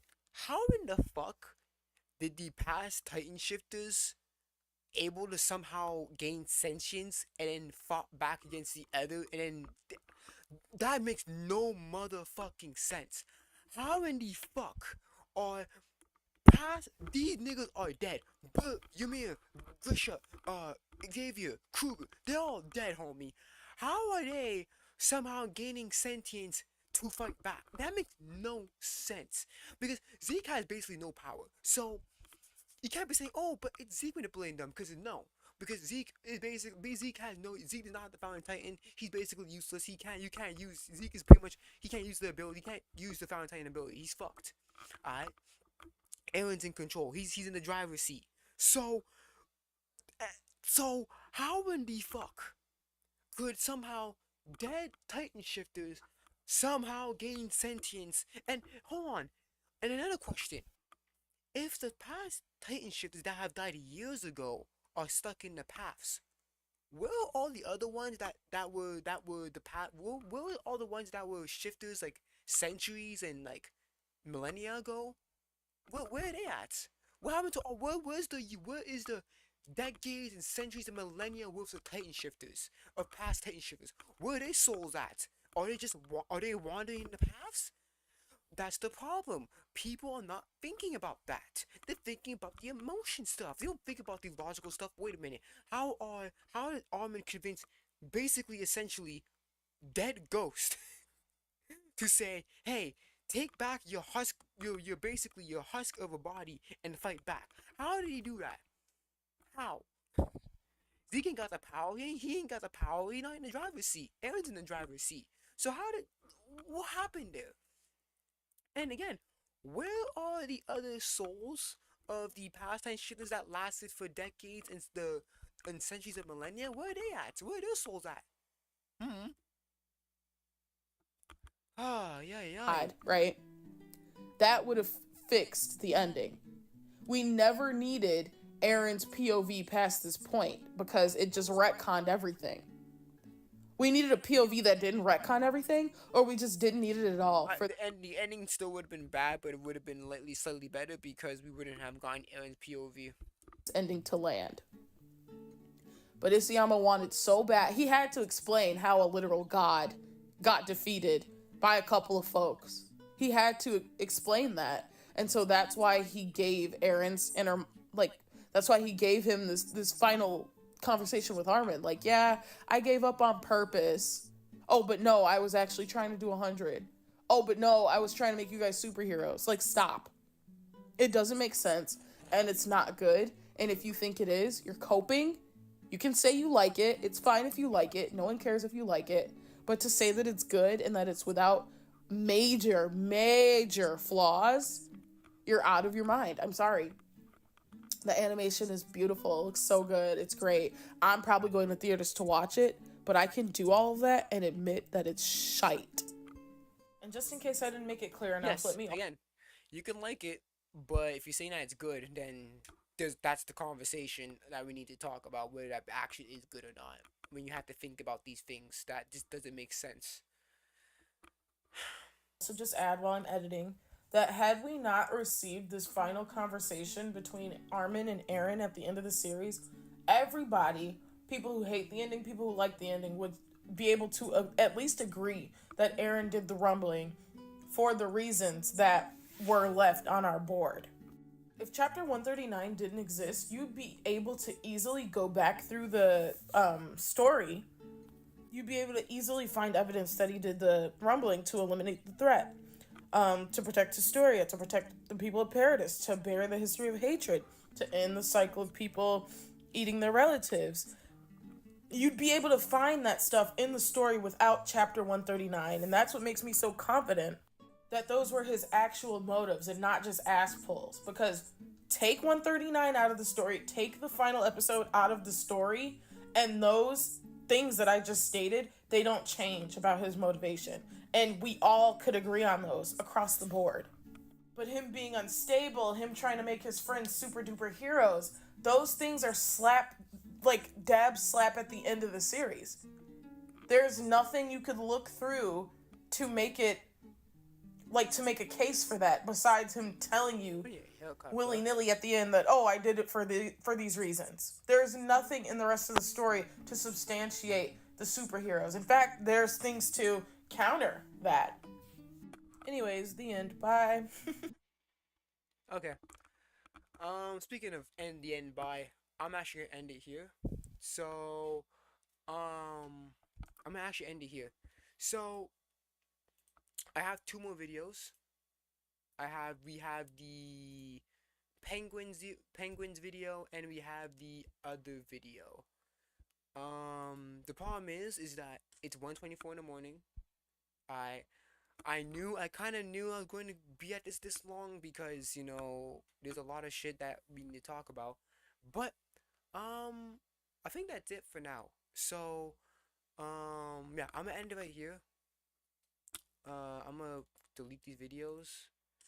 I'm gonna keep the Joker 2 and Aaron parallel video and the Penguin Zero video. So, next stream, or maybe later on during the weekend, or maybe next week, we are going to react to Grounds Magic other two videos. But besides that, yeah, I'm gonna end it here. It's 1:24 in the morning for me. I live in the Eastern time, so it's 1:25. It's 1 o'clock in the morning. I'm gonna end it right here, guys. Thank you guys so much for coming.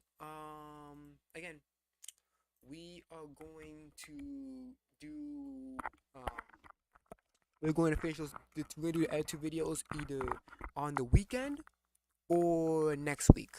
So I'm gonna end it here. Thank you guys so much for coming.